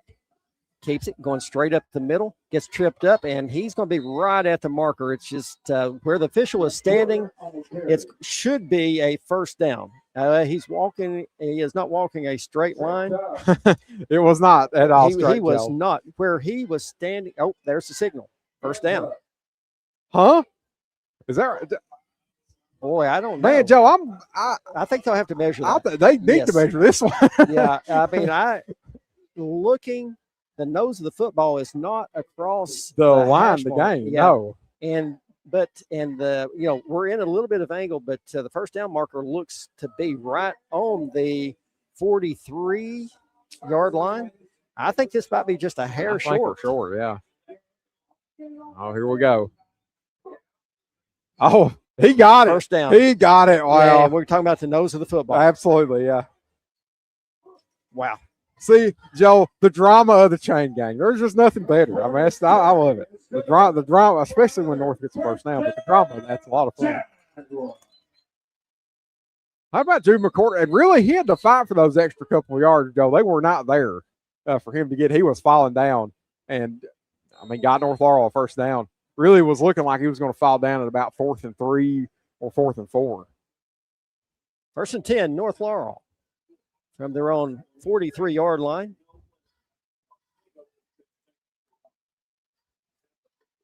A little bit of miscommunication. Who's supposed to be in the game, who's not again. Yeah, that's odd. It's one of your offensive linemen that was out there. The quarter dropping back, looking to pass. He tucks, gets across the 50, kicks it to the outside, across the 45, 40, 30, 20, 10, 5. Wow. No flags. Touchdown. How about that, Joe? 7 Earth Movers touchdown. North Laurel. Nearly a carbon copy of the first one, Joe, where he just cuts out of the pocket, makes this big move toward us, toward his right side. And this Perry Central secondary is just slow. They were slow on their feet trying to run Jude down. Nobody, once he got free of these tackles down here in front of him, the second level, he was gone. There wasn't anybody that could even remotely get close to him. He really did walk the tightrope down that right sideline from about the 12-yard line to the end zone. And give a call to Zarate on the blocks down here at the wide receiver position. He had to have those blocks to keep that defender kind of off balance. Anderson on for the extra point. Hurley to put it down. We'll see if they got anything worked out at halftime. Snap. Kick is up and right down the middle. A lot better. Well done right there. It's a good snap and good hold. Puts North Laurel out 34-7 over Perry Central. Yeah, it don't get no better than that. Jude McCorder, second rushing touchdown of the day, 3rd total. He's having a heck of a night, and he's setting the tone. As cliche as that is, and as little as that word means, or that phrase means, he is showing us what this senior year is probably going to look like for him. Exactly right. He's going to just go out here and dominate these teams that they're definitely better than, and this gives you a chance against the Corbins and the Pulaski counties if you can protect Jude against those teams. Now he gives you a chance against them, and certainly against some of the lesser and equal competition that they're going to play. Jude takes you that step above.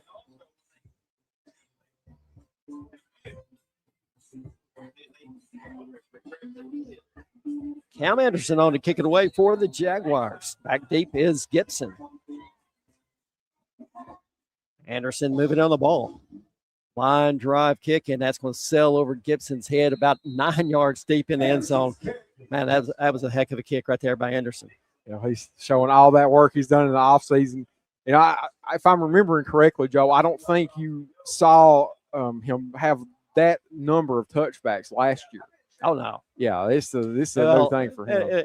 And we were talking at half to one of his probably biggest supporters and also biggest critics, his mother, and she was talking how much time he really has put in this summer.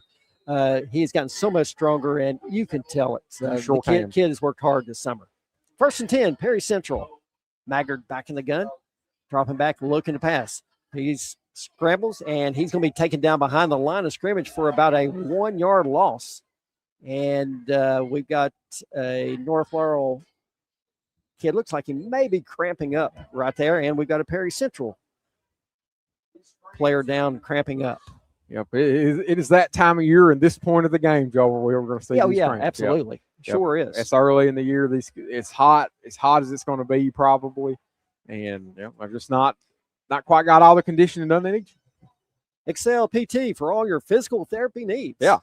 EC Porter and London Medical Properties proudly support our county's young athletes. Also, Cumberland Valley National Bank. Bank better at Cumberland Valley National Bank, the Palace Family Entertainment Center, and Blondie's All-Star Grill believe in Laurel County's young athletes. Also, Laurel County PVA Don McFadden. Give them a call and ask them about our homestead exemption. Also, Jimmy Storm, your Kentucky Farm Bureau agent in Southern Laurel County, proudly supporting Jaguar Athletics. Community Trust Bank, building communities built on trust. Also, Shoe In Family Footwear in London and Corbin. Check them out for all the latest styles and fashion. Shoe In. 34-7. Third quarter. 7:29 left here. They have to help both players off field with those cramps. As you said, it really is just kind of that time of year. Yep, you're sweating more than once you get down into October, your body's used to it, and it's colder. Those kind of things are not nearly as prevalent. Cecil in the backfield, the quarter dropping back, looking to pass. He's flushed out of the pocket, gets rid of it quick, and it's saying it's incomplete. It was a fight for I think it was tied up, but they're saying it's incomplete. I think they were laying out of bounds is why. Yeah, that's exactly right. That's exactly why they called that one incomplete. And good work over there by number 9. That's Hurley. The cornerback, showing his prowess on defense. Somebody that we were going to have to keep an eye on this year. Had a great reception earlier in this game and fought for a bunch of extra yards, and that time had a good play at cornerback. 3rd and 12 for the Commodores.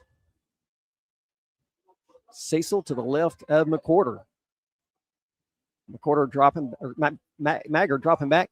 Receiver wide open across the middle, and he got it all the way down at the North Laurel 46-yard line. What a pass and catch right there by Perry Central. And it was good defense, too. That's the point I was thinking. Yeah, Peyton Roberts come away from that saying, man, I couldn't do nothing else. I was right in his hip pocket.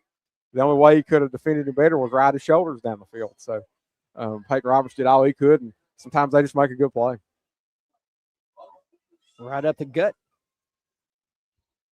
Pickup of 5 for Perry Central. Cecil on the carry. Yeah, and that's a perfect time. Once you kind of stretch the North Laurel defense out and gutted them for 30 yards, perfect time to go off tendency a little bit and run the ball. Gibson back in.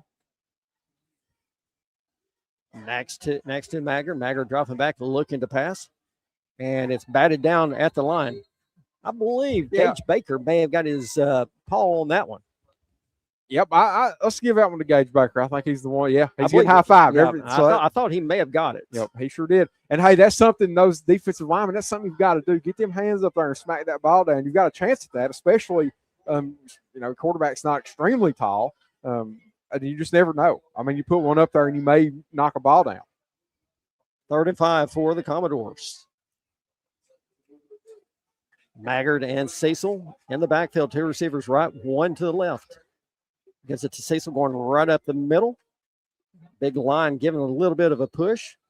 Go give them 3 more. Brings up 4th and 2 for Perry Central. Just seen some inconsistencies there with that front end of this North Laurel line. Sometimes they're getting a really good push and sometimes they're not. And that's just these younger players out there trying to learn this position. A lot of them probably not seen a ton of action in a real game with Reese Sutton being out there last year.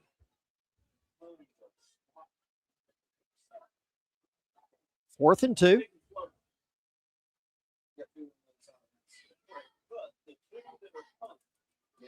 Watch the hard count right here. Yep. Ball's loose. Oh, It don't matter. That's going to be turnover on downs. That's going to be North Laurel football. either way, they got the ball back. Yeah, heck of a job there by the North Laurel defense. Yeah, it was a low snap, and Maggard never could really get a hold of the football when he was trying to hand it off to number 22, Cecil, and it was just a mishandle, and he drops the ball, and loss of 2 on the play. Turnover on downs, North Laurel football. Yep.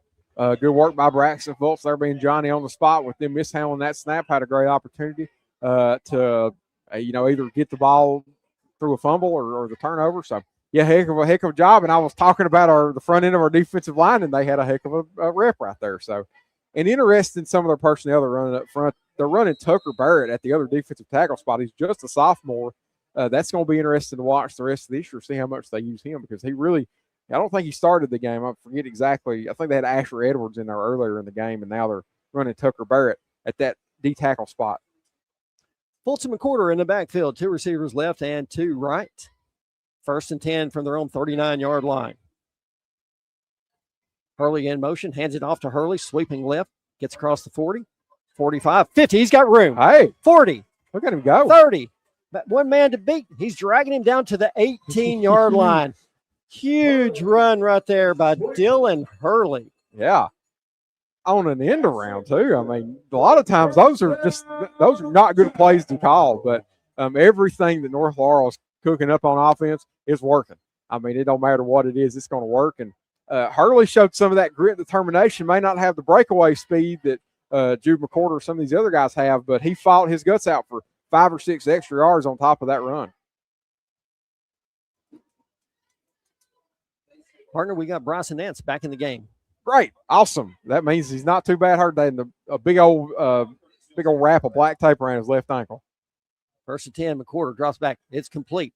Out to the 21. Like it. Down to the 15 and down to the 14.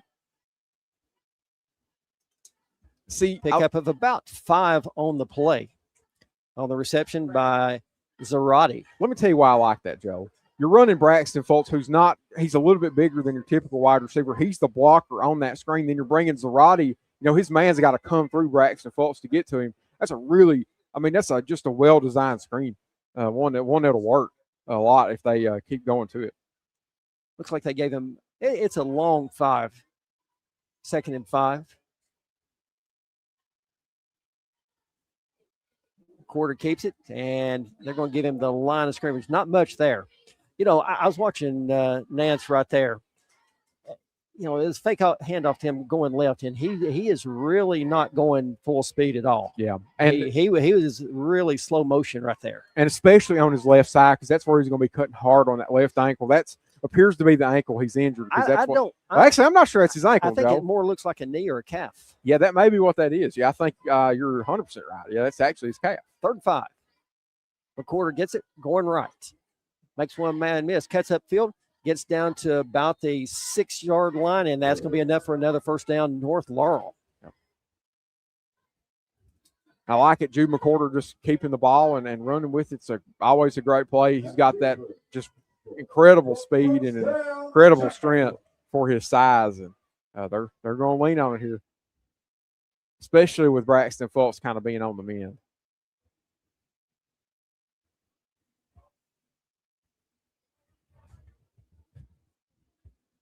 .333 and counting here in the 3rd. North Laurel on top, 34-7. It's 1st and goal. They're loading up that backfield. You've got Roark along with Pruitt and Nance, quarter under center. Nance gets it straight up the gut, and he's going to march in for his 2nd touchdown of the night. Another 7 Earth Movers North Laurel touchdown. And on a run like that where Bryson Nance didn't have anybody around him, you got to give a call to guys like Asher Edwards, Brody Pruitt, and Caleb Roark, all those blockers. Your Caleb Roark and Brody Pruitt leading through the hole. Asher Edwards clearing that gap over there at left guard. Your center doing great work too. So whole lot of good things for North Laurel there. And Joe, they're going for 2. This is I like it. I do too, actually. Yeah. Yeah, right. 39-7, North Laurel. As much as we would love to see another Cam Anderson extra point, I'd also love to see 2 more points going to board.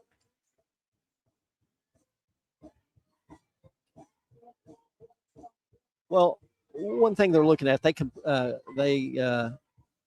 this 2-point touchdown. Makes a 35-point game. You have a running clock. Exactly. That's right. And oh, no. We've got a timeout. That's a penalty. Delay of game. On the offense, 5-yard penalty. That's, Well, yeah, they're going to do the extra point now. Yeah. I was about to say, well, Joe, it worked from 5 the last play, so it worked from, you could think that run would work from 7 too if they just wanted to try it. But yeah, Cam Anderson extra point, probably the right move here. Cam Anderson on for the extra point.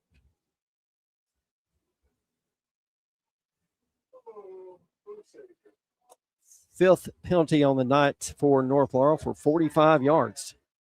Now they're still going for it. Oh, okay. I like it. McWhorter dropping back, looking to pass. Floats it across the middle. Got it. Open for the 2-point conversion to Cam Anderson. Well done right there. I tell you, I don't know how Cam got so wide open. I mean, he was just wide open in the middle of the end zone. Yeah, they had some man coverage across the board for Perry Central. And, yeah, Cam just beat his guy right out of the release. I don't even think he ever got a hand on him, which is not good. Not a good pass defense rep for him. But Cam Anderson, heck of a job. 40. No, I'm sorry. I missed Kayla. It's 41-7. So no, it is. No, it's 42. It's 42-7. Okay, it's 42-7. It's for sure. Yeah, it's on the board out there. Right. It has to be. All right. I'm going with you then. Okay.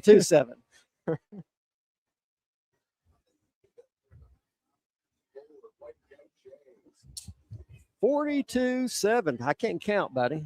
I've ran out of fingers and toes. Well, once you get up this high, it is hard, hard to count. Cam Anderson back on to kick it away. Now, you add about 4 more zeros on there. I think your counting gets a whole lot better, don't it, Joe? Probably. Back deep is number 23 for Perry Central, Caden Gibson. High kick, and Gibson just going to say, nope. It's about 5 yards deep in the end zone. Again, here again, you see Cam Anderson playing both sides of the ball. And the night he's had, a receiver. And, he's still putting it 5, 8, 9 yards deep in the end zone. Yeah, has played. And that's really impressive. It is. And played, almost the full game, played all these played it pretty much every snap on offense. And still got enough strength in that leg to put it in the back of the end zone. It's super, super impressive for Cam Anderson.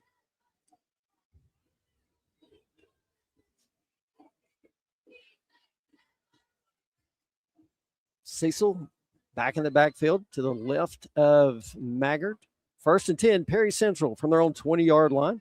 Hands it off to Cecil, going right up the middle. And he's going to get about 2 on the play. Brings up 2nd and 8. Got to give another call to Brody Pruitt. Joe, Brody Pruitt is on his way to becoming the all-time leading tackler at North Laurel. I saw that on their Facebook page. I don't know exactly when that's going to occur. I'm sure we'll need to find out so we'll have keep to track we'll of have that. to get that. So we'll check on that and get back with everyone. But that is the truth. Yeah, he at some point this season, unless barring injury or anything crazy happening, should become the all-time leading tackler at North Laurel, which is super impressive. 2nd and 8. Goes right up the middle. Maggard's hit. Excuse me. No, that was Gibson on the carry. He took a heck of a shot right on the line and was able to bounce off and get out to the North Laurel 28-yard line. Brings up 3rd and 2. Yeah, man, you got to give a call. You got number. So we don't have a number for 63. I'm not sure. Whoever he is doing a great job over there on the left side of that line. And they're just kind of, North at this point in time is just rotating people up front to figure out exactly who are those defensive tackles are going to be up front. Gibson just went off the field. Looks like, I don't know if he's cramping up or what, but really struggled getting off the field.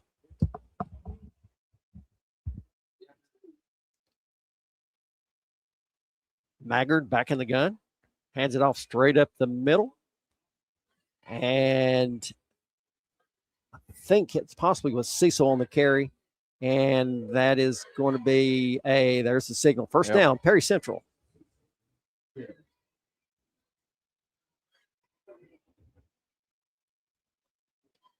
Ball spotted right on the 30-yard line.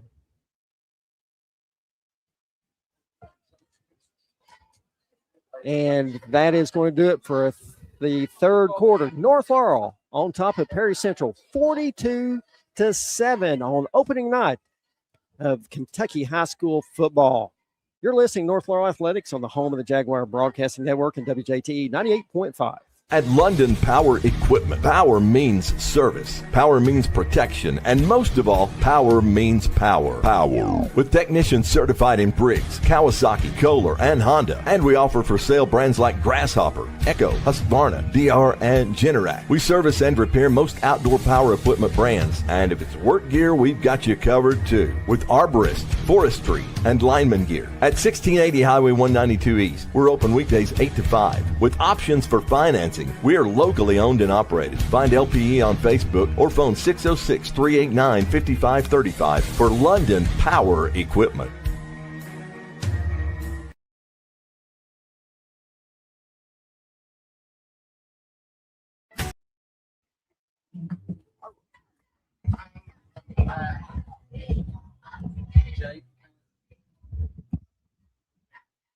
We have discovered. Oh, sorry, Joe. Go ahead. Do your thing there. We found out to number 63 is Jaden Patterson. Jaden Patterson. Okay. So, he was number 62 on the roster. He is now number 63. All right. First and 10, Perry Central. I tell you what, man. That was a well-thrown pass right there. Number 8 for Perry Central. Miller just could not handle it. I mean, that pass had some zip on it, but it was a well-thrown ball. That was a catchable ball that should have been caught. If it hits you in the hands, you got to catch it. That's exactly right. If it hits you, especially if you're not having to contort your body anywhere, you got to catch that. And, you feel for Maggard on that because that's the exact same scenario that caused him to throw a pick earlier in this game and very nearly threw another. Second and 10. Handoff going right up the middle.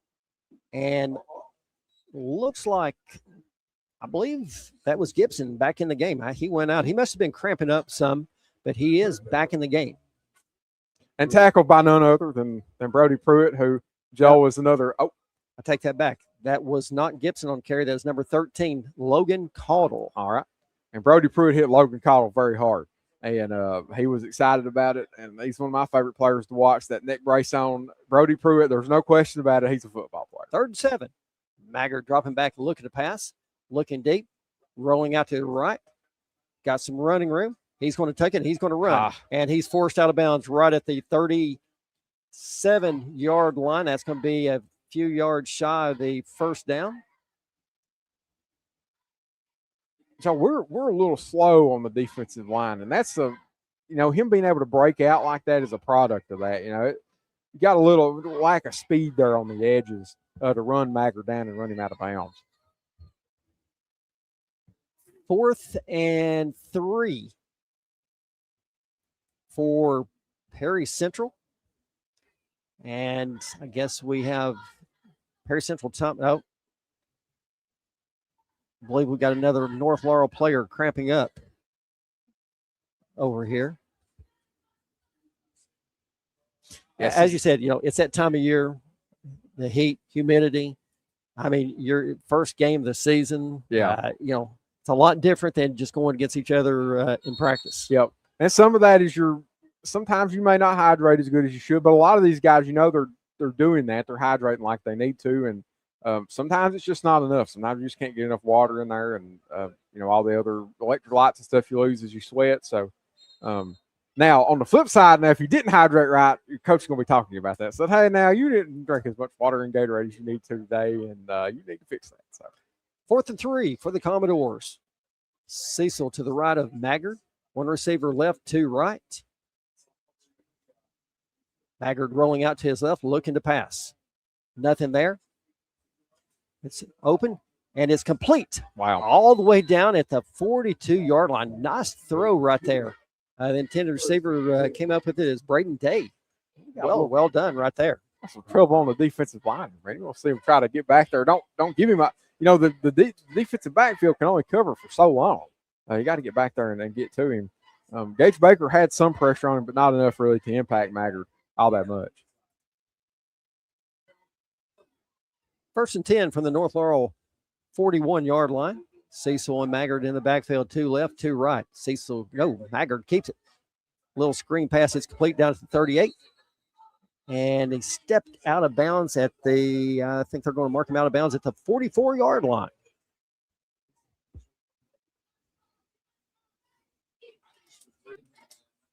Second and 5 for the Commodores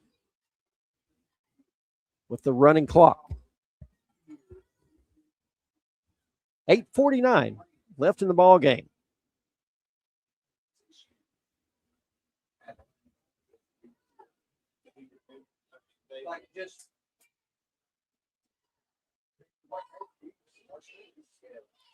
Cecil to the left of Maggard.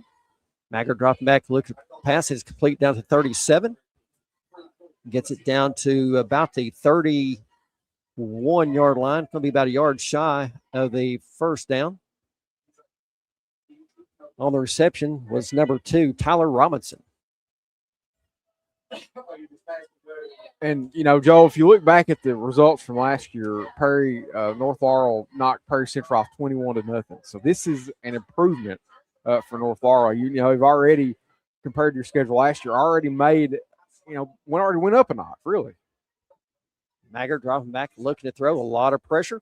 And he's going to be thrown down way back at the 45-yard line.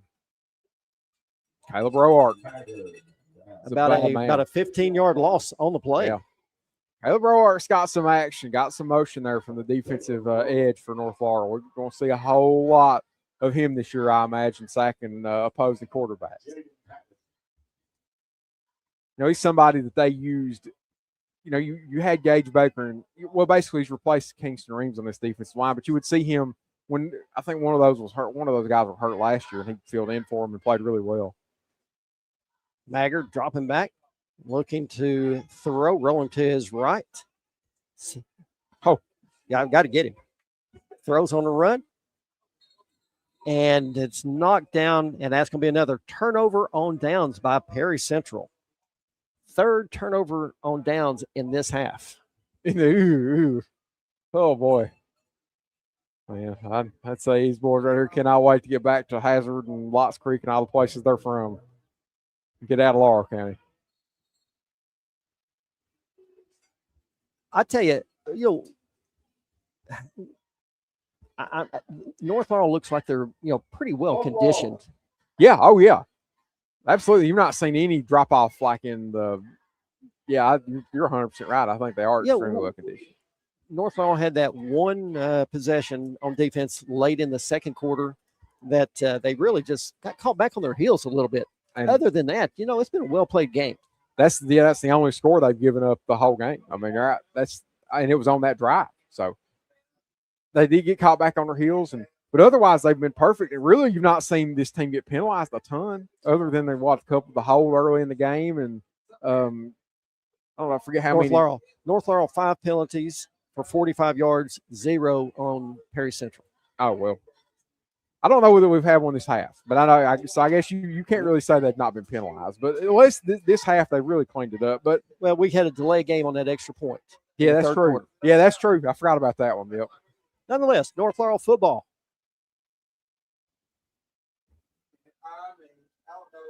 And looks like we may have a new quarterback, and we do. Number 5, Pierce Chadwell. All right. In the game for North Laurel. Freshman. Hands it off right up the gut. It goes to number 28, Bentley Moore, and nothing at all there. Lose about 2 on the play. Brings up 2nd and 12. So I got to PA a lot of the 8th grade middle school games last year, and Pierce Chadwell and Bentley Moore, 2 guys that we talked about a lot. Well, I called their names a lot. They carry the ball a ton for that middle school team, and it's neat to see him get to play out here. And we've got another running back wearing number 28. It's kind of weird to say that. As much as we saw Cooper Robinson the last couple of years, it's weird to have another running back with his number on. It really is. Yeah.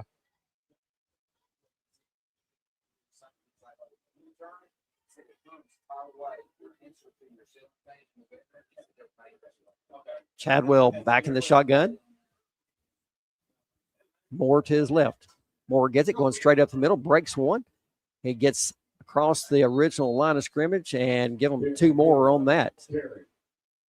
Pickup of about 5 on the play. And this is such valuable experience for some of these younger guys on this team because you're still playing, by and large, your same starters for Perry Central. So these are starting level 4A players that you're playing against, and you're getting really good experience against them.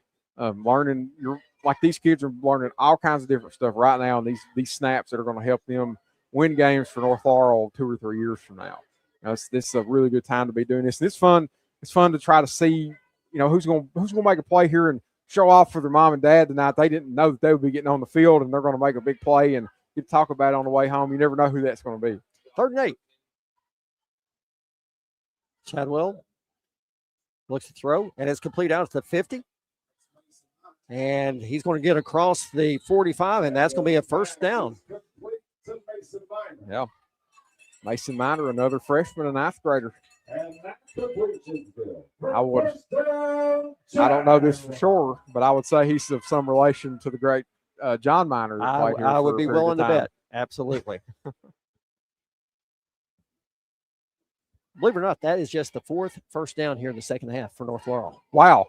They've done right. Well, they had the one big run. And they've had some big plays. They had some big plays, not needed the 1st downs. That's a good problem to have. Chadwell back under center. 1st and 10 in Perry Central territory. Hands off, going straight up the big hole. Nice run right there by Bentley Moore. Gain of 7 on the play. Give a call to Zamir Nelson from left tackle, pulling across the formation there and leading the way for Bentley Moore to gain a lot of yards.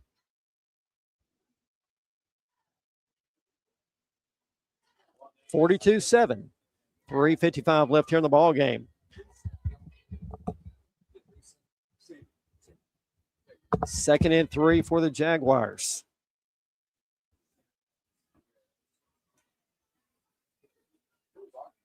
Two receivers left, one right. Back to Moore, right up the middle, across the 35, down to the 34. He's right at the 1st down marker, real close. And they're giving the signal another 1st down. Yep. Bentley on the carry. Lawrence Kennedy Step for another 1st down. Jaguar. Tell you, yes. really, really impressed with what I'm seeing out of the freshman Bentley Moore. Yep. He lit the world up in 8th grade last year and still doing it right now. And really, behind a young offensive line, too. It's a lot of your backup offensive linemen are out there. Impressive work by Bentley Moore. 1st and 10. North Laurel, 2:45 and counting. Takes a snap. Right back to Moore. We got a flag, and he's met right at the line of scrimmage.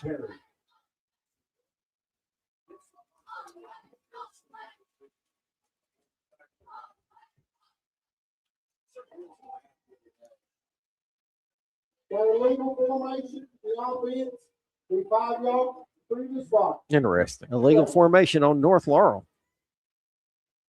And that's going to happen too. A lot of these guys, this is your second team, may not have as many reps as some of the other players, and you're going to have those little mistakes like that.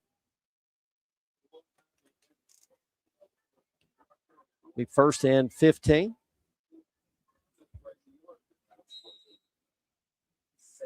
Sixth penalty of the game for North Laurel.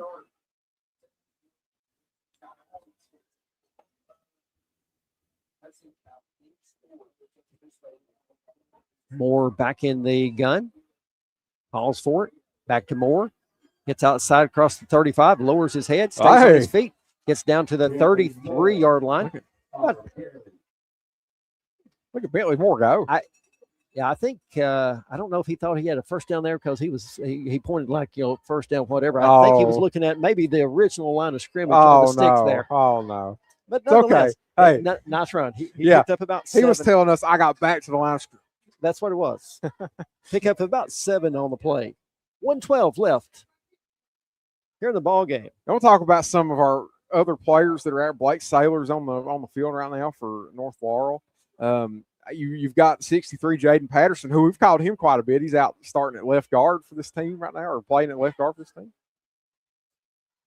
Chadwell's going to keep it, and he's going to get down to about the 30-yard line. Got Clayton Bocher's out there as well, Joe number 88, playing wide receiver, somebody we talked a lot about at the middle school level. Tucker Boroviak is out there as well, brother of Tanner.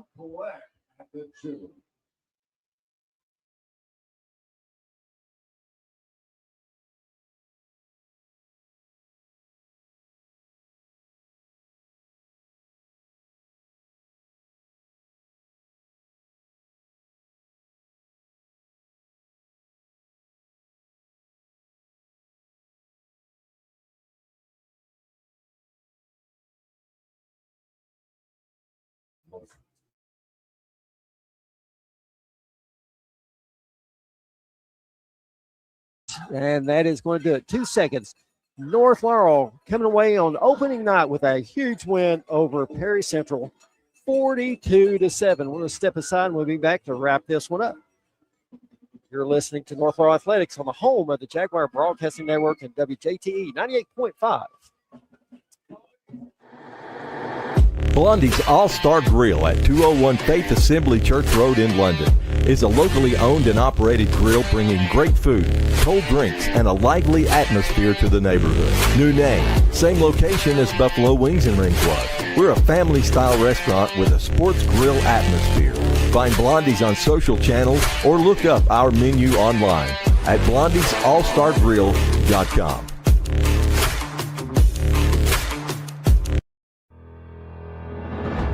At London Medical Properties, which includes London Women's Care and Baptist Health in London, we want everyone to know we support a healthy lifestyle in our youth, and we feel there's no better way than sports.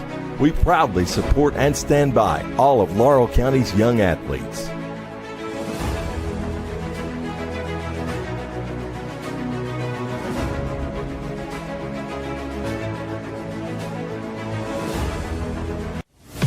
Football season is finally here, and that means it's time for all your favorite things about fall. Get ready for cooler weather and game day style at Shoe Inn, where you'll find all the latest arrivals from UGG, Local Boy, Ariat, Carhartt, Brooks, Birkenstock, and many more. Whether you're heading to the game, cheering from the stands, or enjoying everything fall has to offer, Shoe Inn has you covered from head to toe. Stop by Shoe Inn in London or Corbin and get ready for fall today. Shoe Inn, your hometown destination for shoes, boots, and apparel. Life is full of surprises. Some good, some unexpected. That's why you need protection for your home, your car, and your family's future. I'm Agent Jimmy Storm, your local Kentucky Farm Bureau agent, and I'll help you find personalized coverage that fits your needs and your budget. Call me today at 606-528-2030 for a free quote and a peace of mind. Your Laurel County PVA, Don McFadden, would like you to be aware of the homestead exemption available to homeowners age 65 and older. Applicants must own and maintain the home as his or her primary residence as of January 1st of each year to qualify for an exemption. If granted, the exemption will lower the taxable value of your home by a designated dollar amount set by the Kentucky State Legislature. Don't wait. Apply at any time during the year you turn 65. The earlier the better. You can sign up online or visit the office. Don McFadden, Laurel County PVA. That's laurelpva.com or phone 606-864-2889. Welcome back into North Laurel as North Laurel has just defeated the Perry Central Commodores by a score of 42-7.